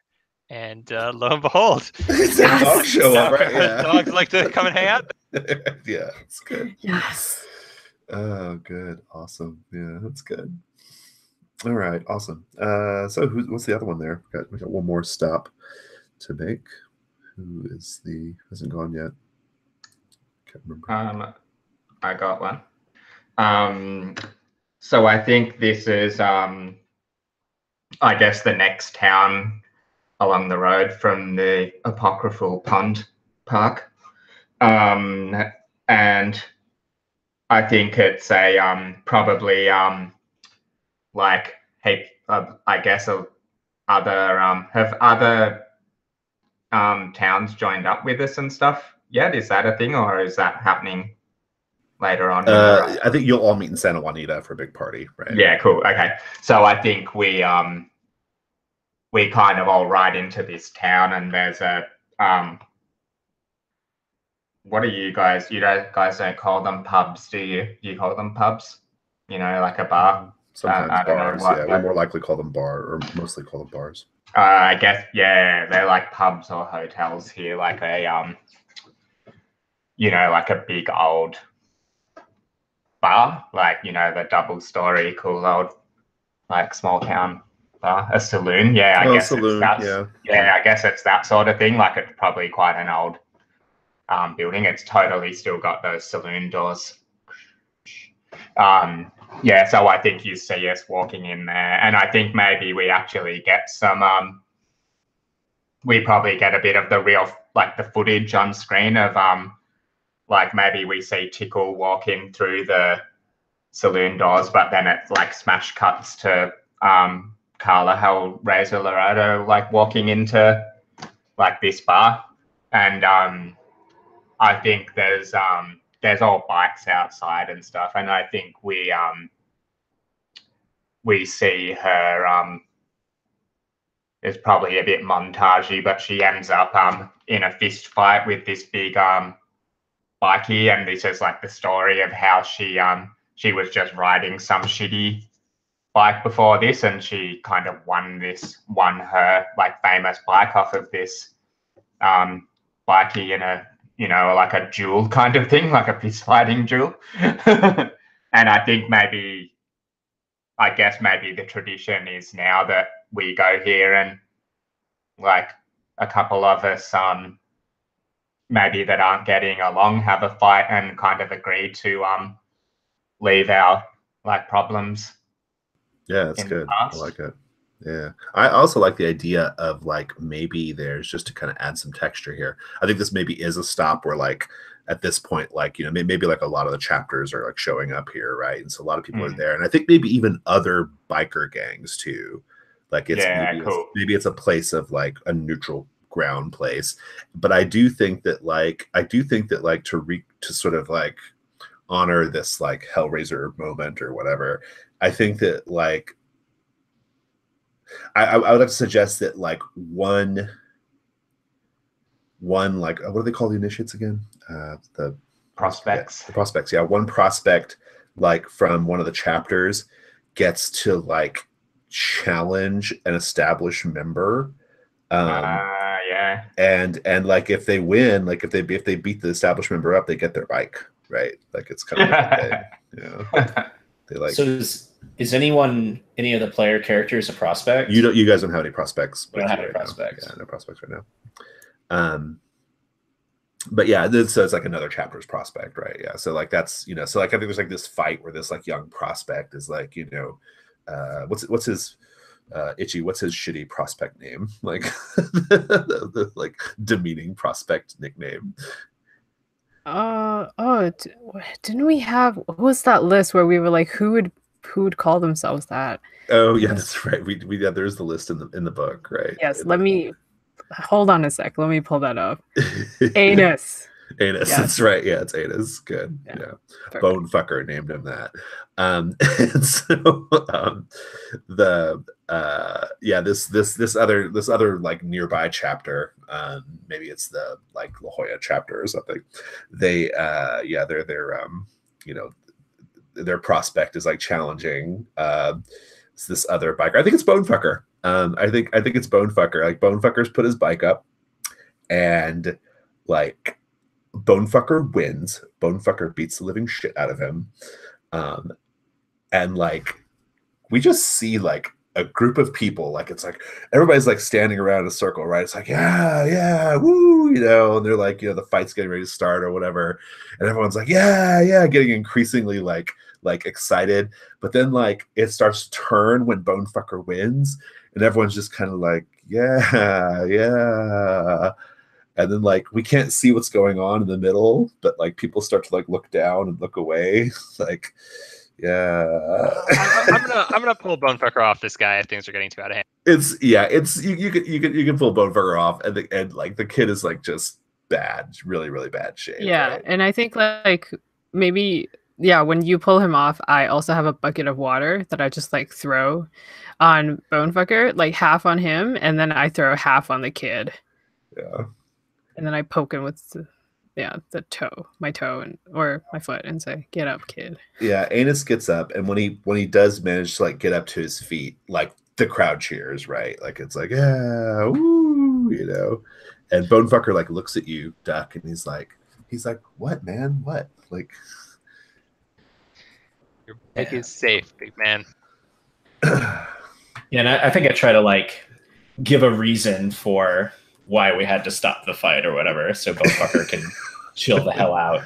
And I think the reason is like I think Hellraiser's bike is here. Like they have it like suspended from the ceiling. Good, yeah. Old bike. And now like it's a tradition, like you break a bottle of beer on it, like whenever it's the Hell Ride. Like, who typed in the Hell Dorado? Is that the name of the bar or the bike? Hell Dorado. I was thinking the bike. Okay.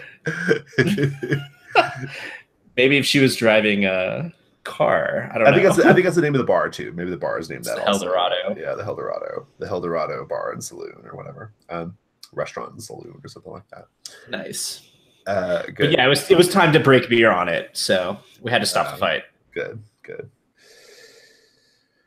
Awesome. Yeah. So you guys are getting close to Santa Juanita. You've by rights, all the other chapters go ahead of you, and wait for all of you to get there, right? So like all the other chapters go to San Juan first, and they hang out for the afternoon or whatever, and then you guys take your time, like kind of riding in like triumphantly to your home chapter, right? The original, original Hounds of the Moon. And you're about, I don't know, about 10 or 20 miles away, going up a rural road, when you hear the rumble of rising suns right behind you. Tickle, you're in head of the formation here. What do you do? So they're coming up the highway. And it's kind of like a rural road, yeah. Okay. And they're like gaining on us, like they're going to try. Yeah. I think they were kind of lying in wait, right? And now they're. Oh, I see. Yeah. They're right behind you, right? Yeah, and it's a tight situation because it's like just a 2-lane road, so there's like cars coming this way occasionally, and you guys are supposed to be on one side, right? Hot damn! Wish I had a prospect to throw at them. This is terrible. They just sacrifice a prospect. Yeah, that's what you do. No prospects though. Let's see. Do I have a? Yeah, I know. Agatha reminds us in quotes, "I hate killing people." They don't die; they just get their ass beat. Like, that's what you do as a prospect. That's No, the Rising Suns almost certainly know you guys have a bunch of drugs on you, right? Yeah, I need a vandal. Ooh, Chops is a vandal. Chops, I need you to like I think I drop back, decelerate so that I end up next to you. Doing that sun scene where you yell at each other, right? Like in Sons of Anarchy, yeah. Yeah.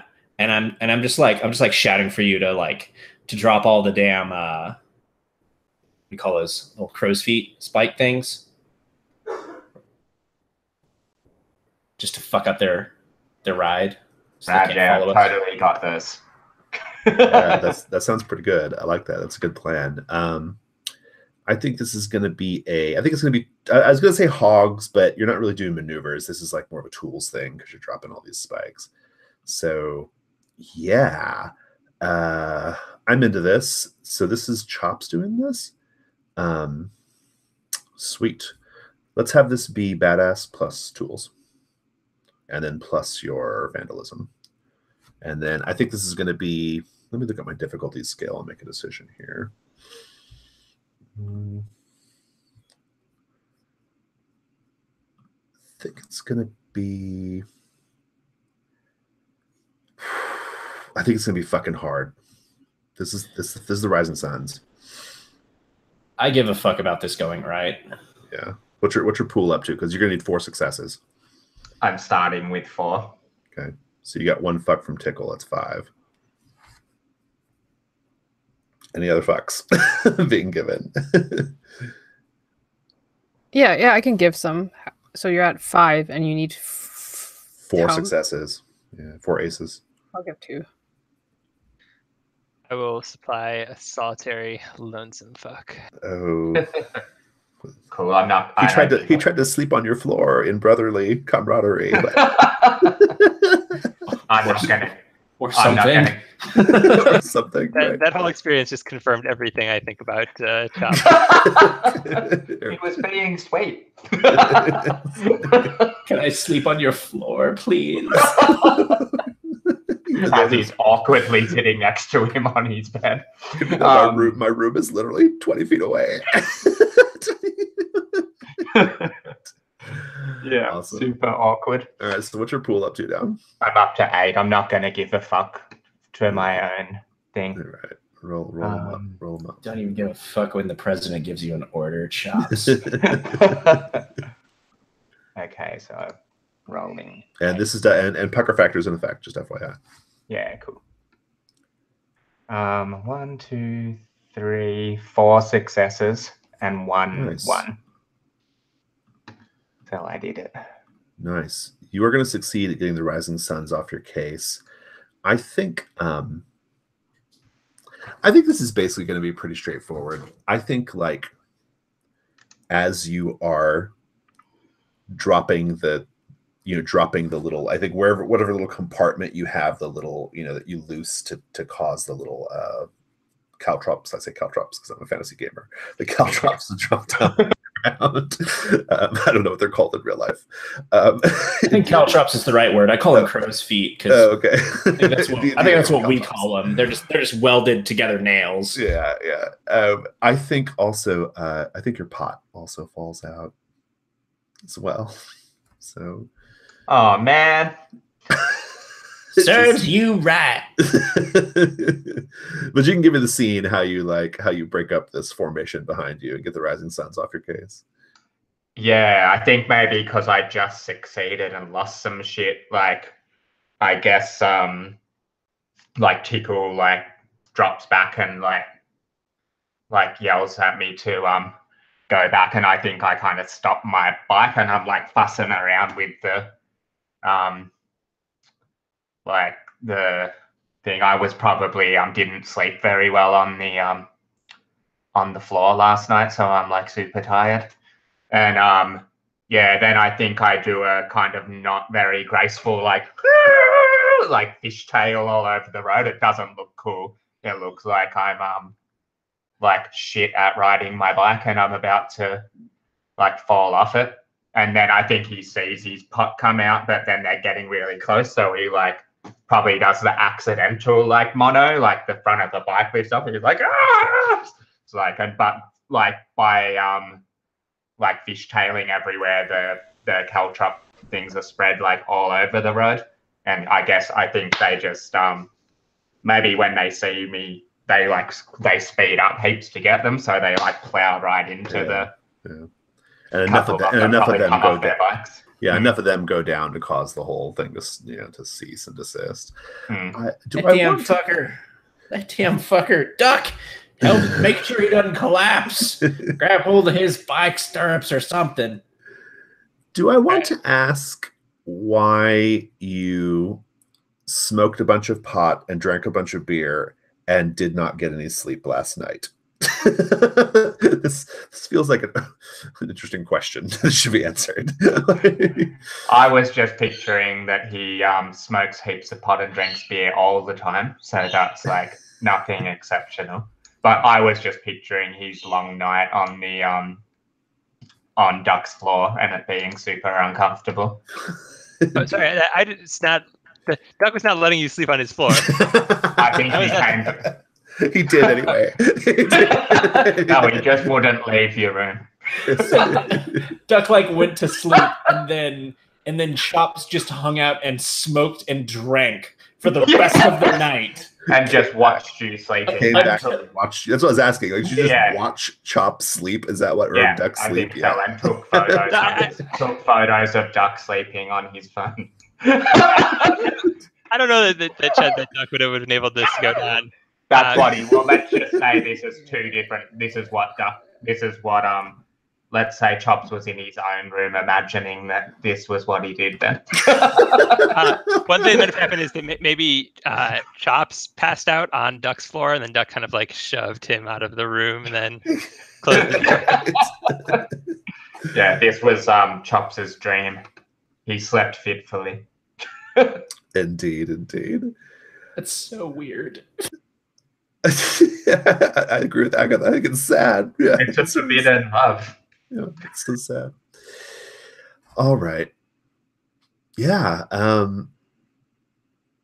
Good. You guys can all take 2 experience points for that run-in with the Rising Suns. And I think we will take a quick break. We'll come back, and I think we're just going to have like a big community barbecue to wrap up the Hell Ride, right? All the community comes out, all your old ladies and old men all are there, and they're it's a big celebration. Maybe it's even like a carnival thing. The kids get to play carnival games or whatever, that kind of thing. Someone's kids awful band plays, right? That kind of thing. So we'll come back in 5 minutes and do all that. Hey, what page was the leveling up info on? Oh yeah, the leveling up is on page 20 of the text and 24 of the PDF. Sweet, thank you. Yep. All right, be back in 5.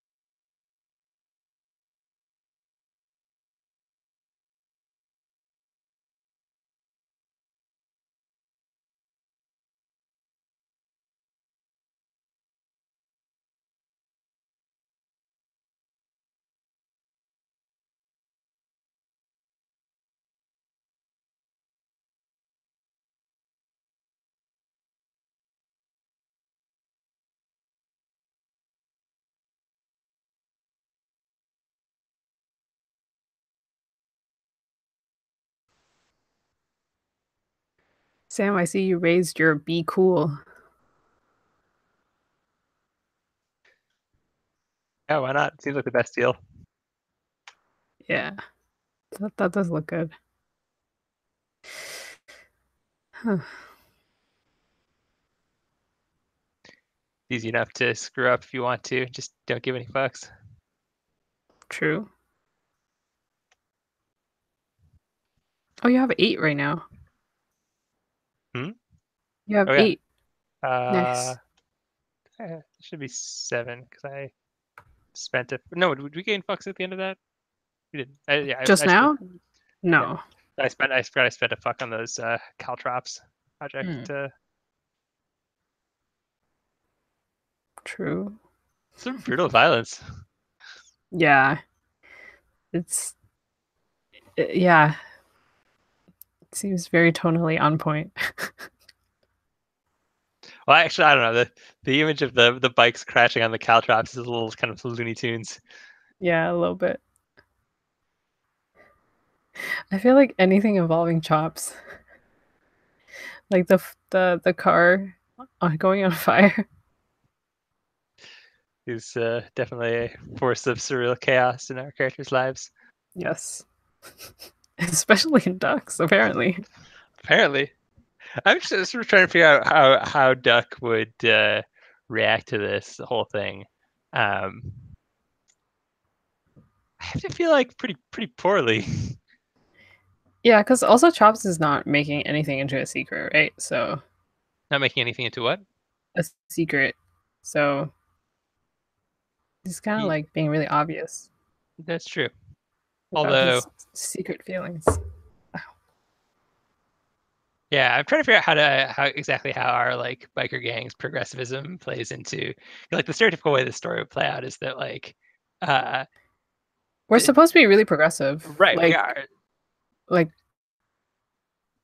at least like my ex is a woman, and like that wasn't a point of contention. Right. No, this biker gang is clearly very like LGBT friendly, and so like the stereotypical way this story would play out in like a lot of shows, I think, is that like uh, Duck is like totally oblivious to this, doesn't even consider it as a possibility, and then when he finds out, he's like super angry and upset.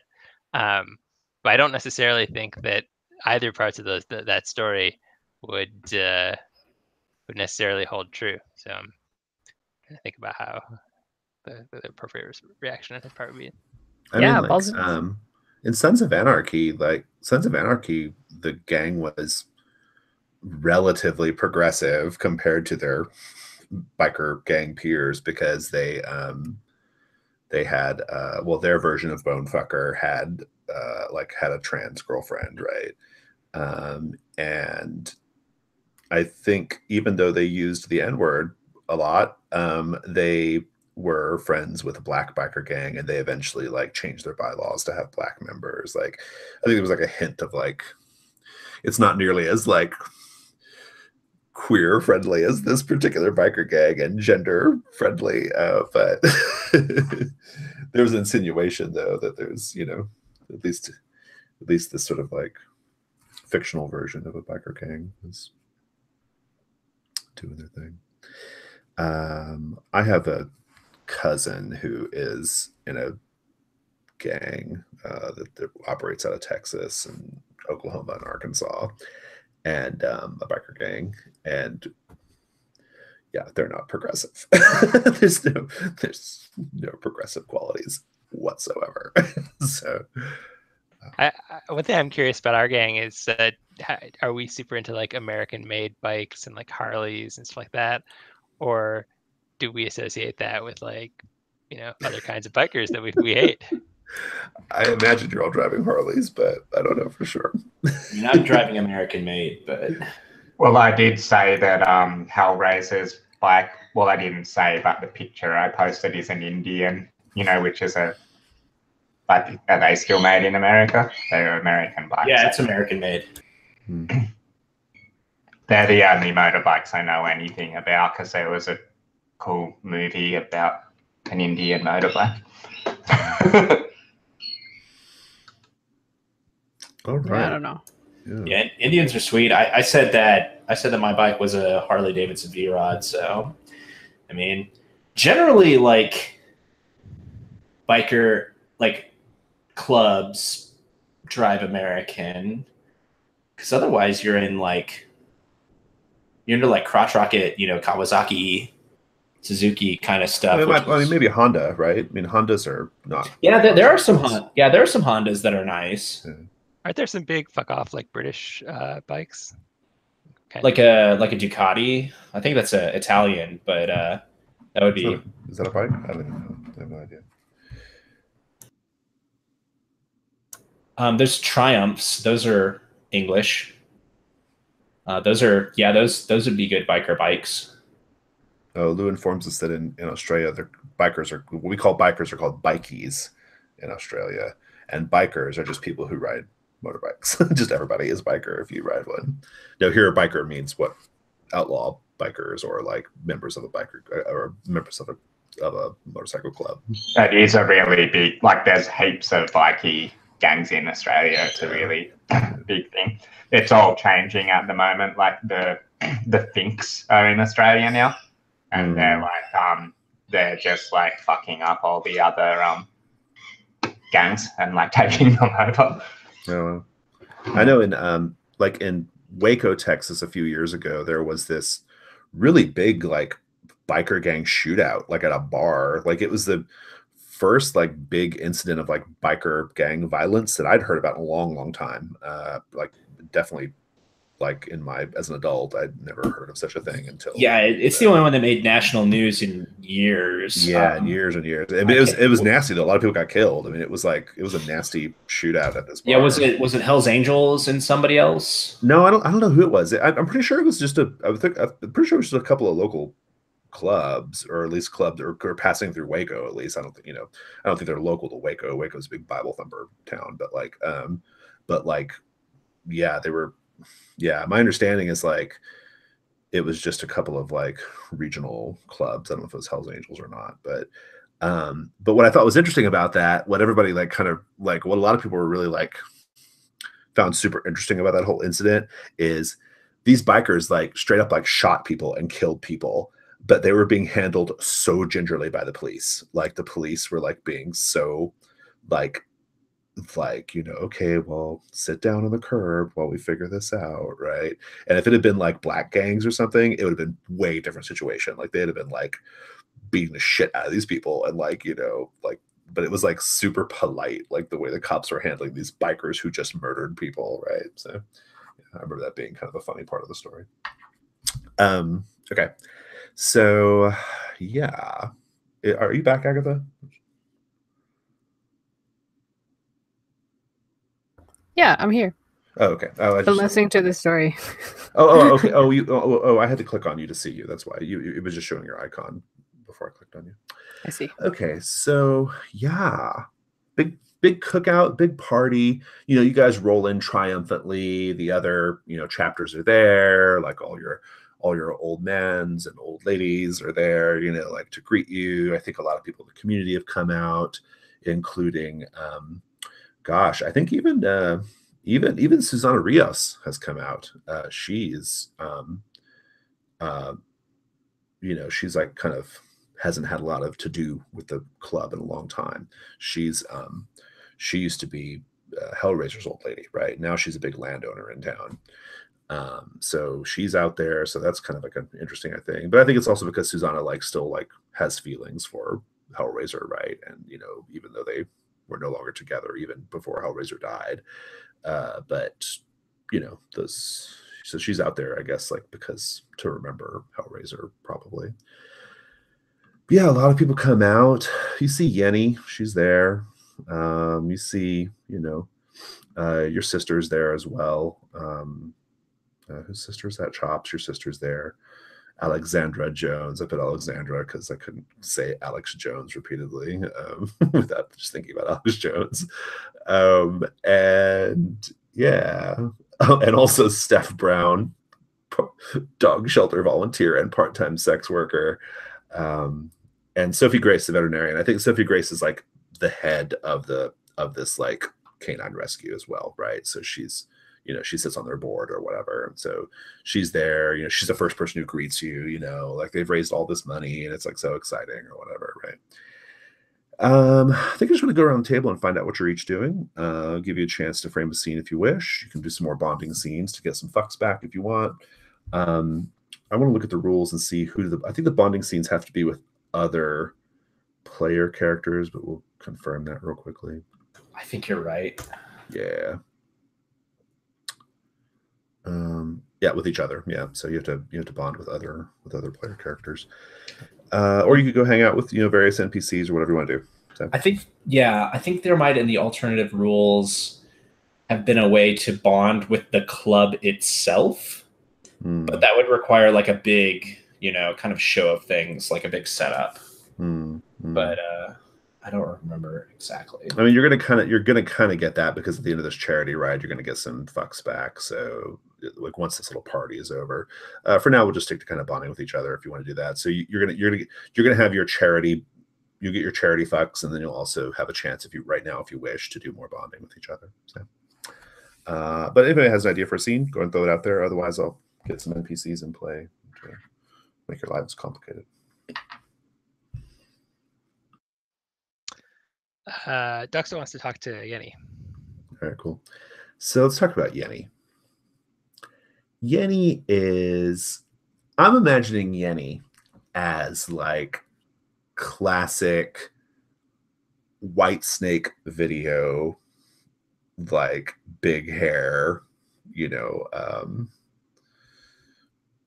biker chick, right? Or she's not a biker chick. She's she used to be Geezer's kind of old lady. They weren't married. And yeah, so but I think she's got that whole aesthetic going on, right? Like the, big, like hairsprayed hair, like a denim jacket, short leather skirt, like fucking like suicide heels, like all that stuff, right? And she's like, you can tell she's kind of like maybe looking for Geezer, right? Like kind of scanning the crowd and not seeing him, but also trying to be like polite to people or whatever. Maybe she hasn't seen you yet, Duck. What do you do? I guess I'll just get her attention. I'll sidle on over, give her a sort of look up and down. He's like, hey, it's good to see you. And she'll like come up and do the, like she'll hug you. And she's got like bright bubblegum pink lipstick on, right? And so she kind of like gives you a kiss and leaves a pink, a pink lip mark on your cheek. What do you look like? So we'll say that Duck's like not too tall, but he's like stocky. And he's got his trademark duck mark. He's like, I don't know, kind of sort of mid-range for Latino skin tone. He's clearly not white. He's got some cool biker tattoos. It's his leather jacket. We'll give him like a kind of like a goatee. And we'll say that like his like nose got broke and like never quite set right because he's a scrapper. He likes to fight. Yeah. Nice.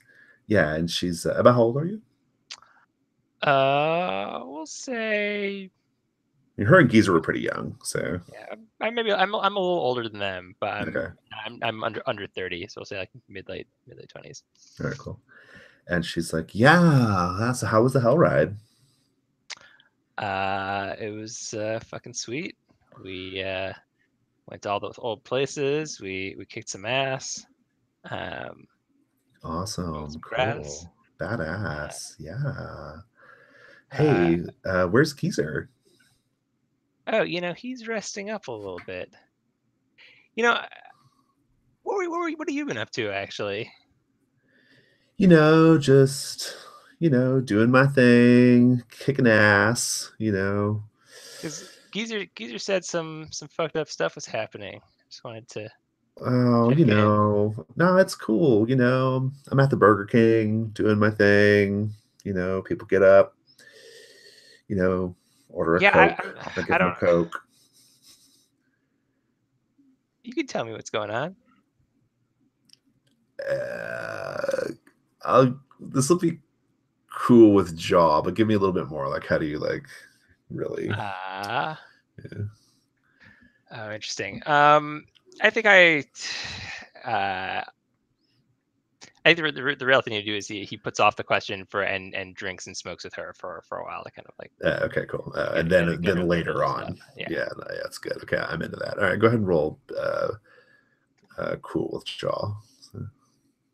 All right. And I think this is just a 2 at most. So. Okay. Maybe not even that. A 1. Yeah, it's a 1.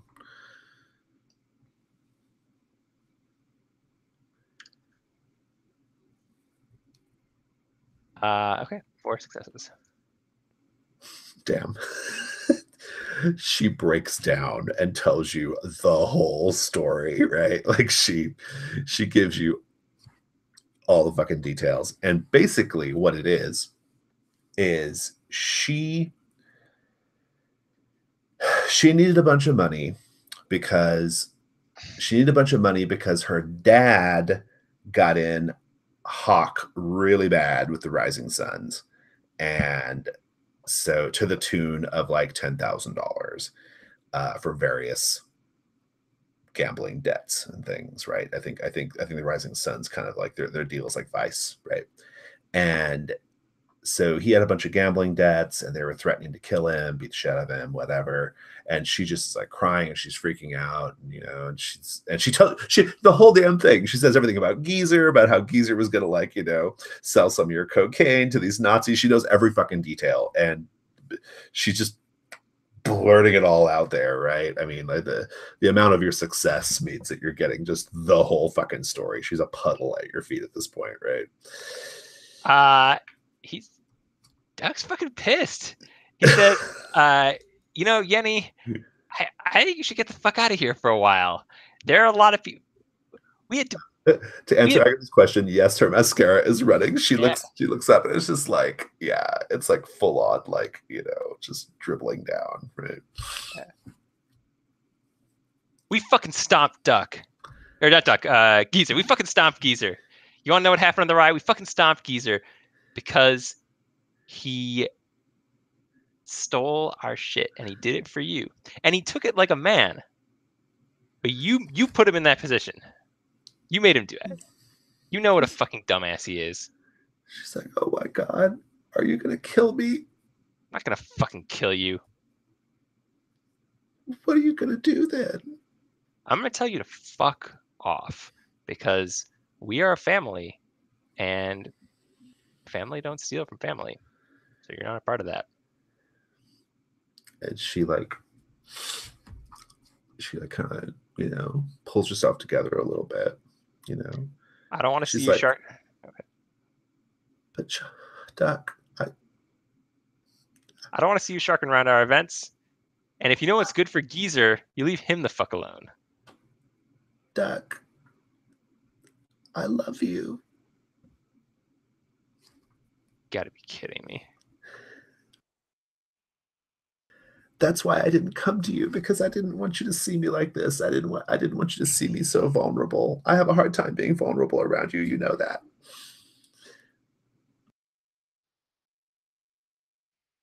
I'm not one of your college kids' boyfriends. This She shit like doesn't work on me. she presses up against you, right? Like she's using the full goods here, trying her best anyway.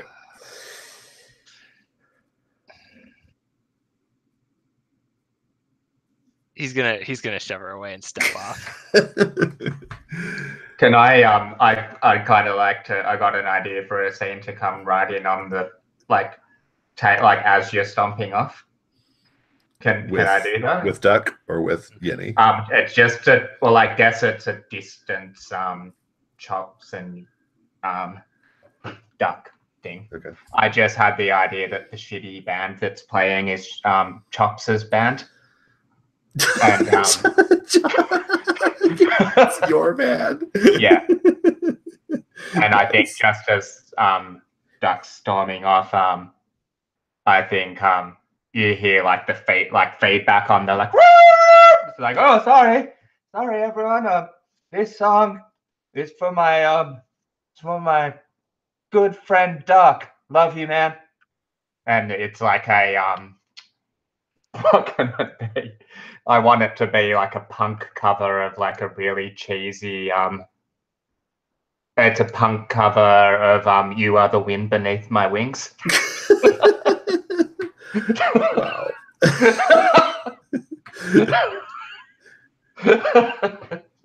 All right. Hey, in Sons of Anarchy, one of the members was an Elvis impersonator. So yeah, totally. Yeah. I'm totally on tone. You are totally on tone. Good. Awesome. Yeah, how do you feel about this? Just we'll check in with you real briefly here, Deck, as you skulk off to the darkness. I think Duck doesn't like the situation either. I don't think he thinks you're being fucking weird, and whatever. He's not sure what he's gonna do about you. He's gonna actually no. I know he's gonna do about you. He's gonna go find your sister to talk to and ask her for advice. Oh, nice, good. That's a good move. Tickle, what are you up to? I think I have, I've taken the removable portion of my bike, that sidecar, and I'm like tucking it away because it's got lots of guns and drugs and things that I don't want people to pay attention to. You know, what with the Scooby full of cocaine and the removable front cover full of guns. Do you say when you drop those off, do you tell people like, I've got your Scooby snacks or something like that. That Oh, of situation. yeah. Yeah. Okay, good. So to confirm that's what's happening in our fiction here. Here's Scooby, and you stay clear of the Scooby snacks under this hood. Right, exactly. Yeah, so all right, well, so continue. What else are you up to? Anything else? For me? Yeah. It's I mean, I had an idea, but maybe Susana Rios coming up to you. So yeah, like I don't think there's any particular scene I want to call for. I think like after I've dropped that off, it's just general merriment around the almost fair-like grounds that we have here. You know? Yeah. Carnival games, things like that. Yeah, I think Susana Rios comes out to you. Susana Rios, just to remind you, is she was Hellraiser's old lady, right, back in the day. And she rode with Hellraiser up to Santa Juanita, right? She made the original, years long hell ride, or however long it was for her to finally get to Santa Juanita.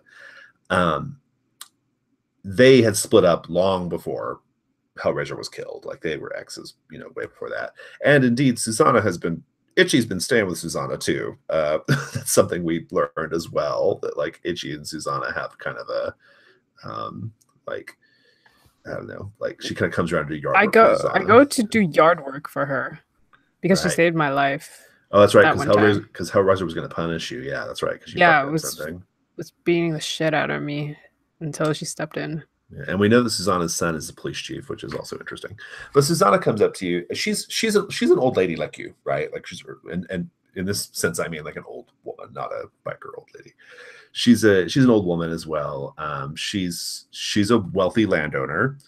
She got her start with Hounds of the Moon money, and she, so she's like a little bit more like, she's dressed a little more sophisticated. I think she kind of like, she's cleaned up.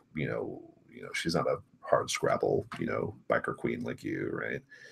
But she comes up to you nonetheless, and she doesn't call you by your nickname. She calls you Samantha, right? And she says, "Oh, good evening, Samantha." No, Samantha. Oh, it's you. Tickle. It's you.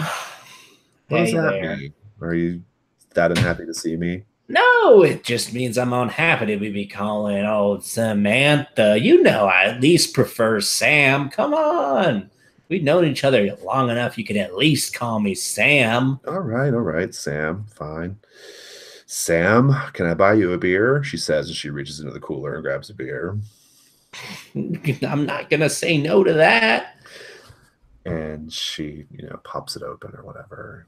And she sits down next to you. And she's like, well, I wanted to talk to you because I think, this is really great, but it's an open question of how much more money this dog shelter needs. How much is much more as we can get? I mean, come on, that's the dream. Spread this from here to every city in the state, and then from every city in the state to every state in the United States. Tickle, there are people who lost their homes, their livelihoods. People died in the wildfires last year. There's Santa Juanita. I mean, the community writ large needs a lot of help. Are you saying that we just need to temporarily divert some funds to some local other charities, maybe some Habitat for Humanity or something? I'm suggesting that there are a lot of projects that, are going to need, that are going to require public and private partnerships to, to rebuild people's lives. And being a leader in the community, it falls on me to go to our other leader of the community, that is you, Sam, to figure out what we got to do here. I'm not opposed to using some of the funds for that, but I gotta ask, are you just saying this because their property's on your land now?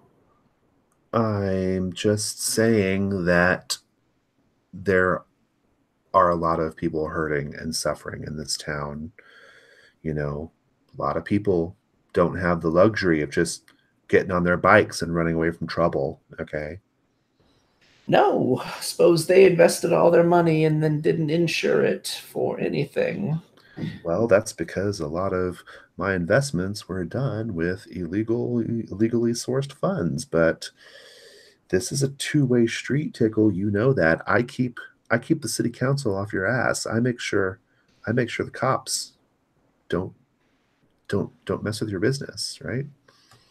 Is that what you do? That is what I do. Yes, that is what I do.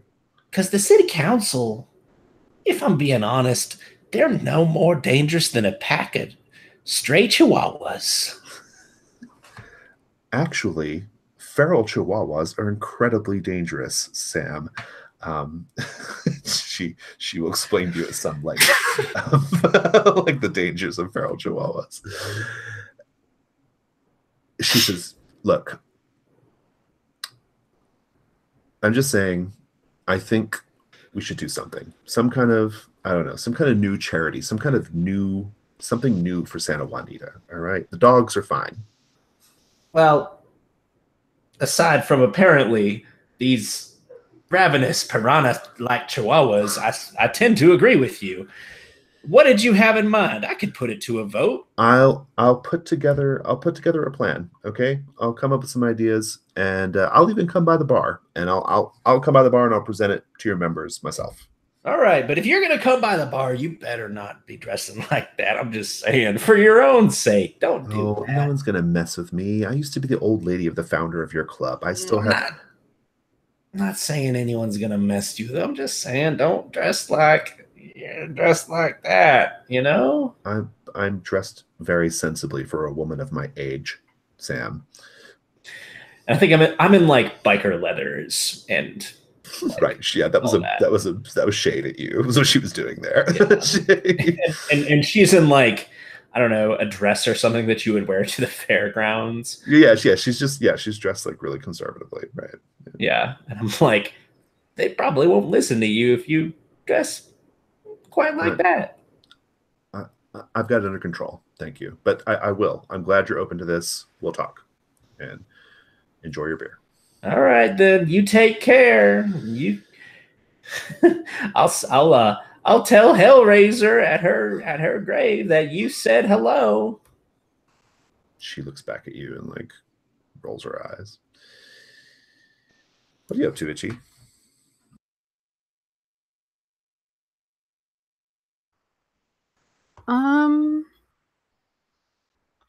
I think I'm going to go collect from some people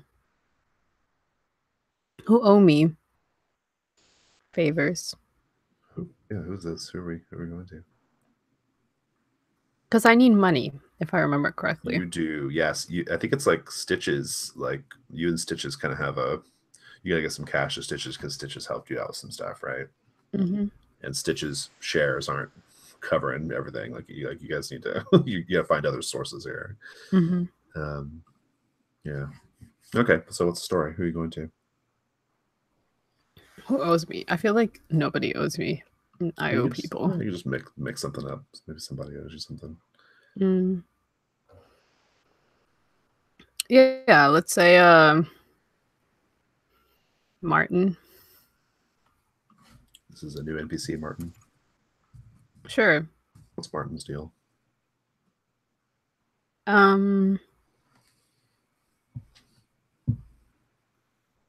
Let's see. I think Martin is Sophie. Mm-hmm. So it's brother. Mm-hmm.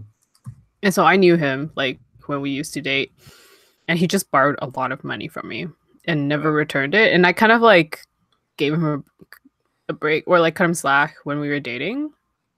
Got it. Say he owes you like $1,000, right? Yeah, sure. And so I'm looking for him in this fair. Yeah. What do you look like, Itchy?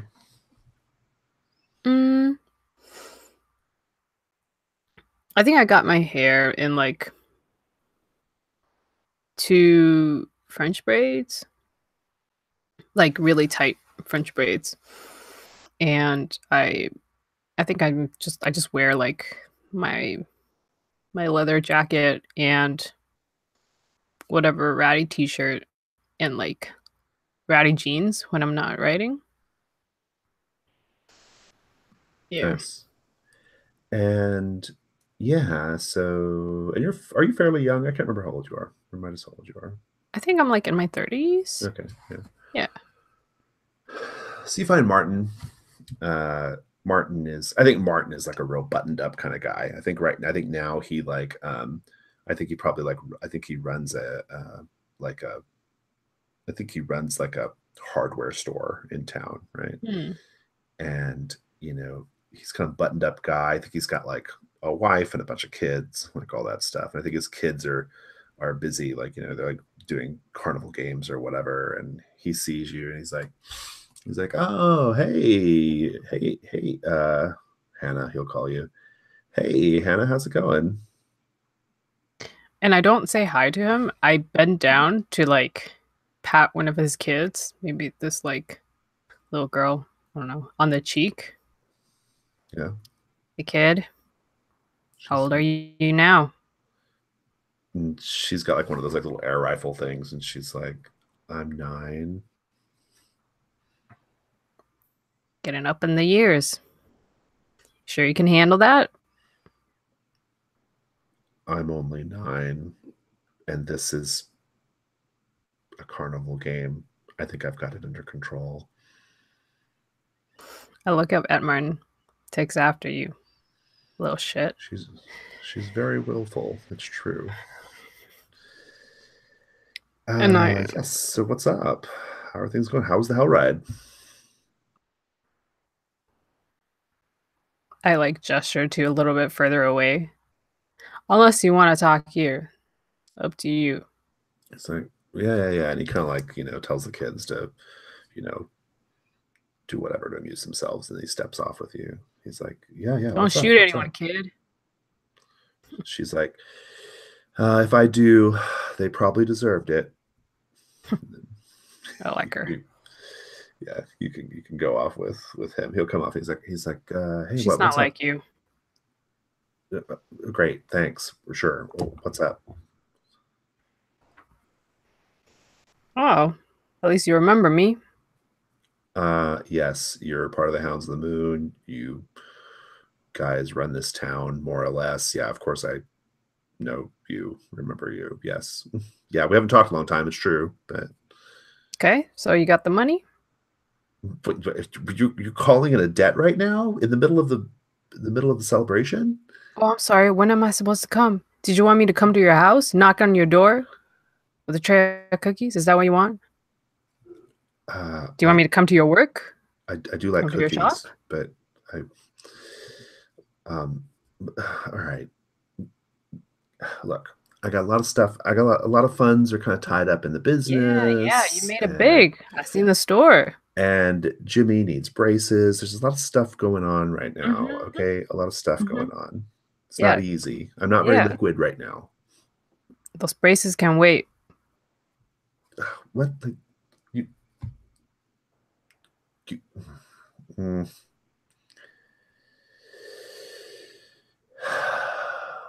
Let me have be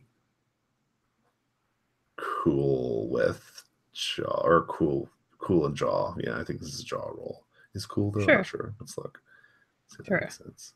Can I also go with like extortion? Oh yeah, maybe it's not cool. Maybe it's badass. I don't know. It could be. Well, it doesn't matter because I think it's cool. Using violence or threats to get money from some jerk is extortion, regardless. So it's my expertise. Yeah. So you can take. Yeah. So just we'll do. Yeah, we'll do it that way. So, what's your die pull at? Yeah, and I also like sling my arm like around, like, and then like kind of like pat the back of his neck in a way where his head is like leaning forward. Nice. I only need 1 success here, so cool. Okay, so B equals 1, Jaws 2, and then do I get to add 1 because of the expertise yeah, or yeah. Okay.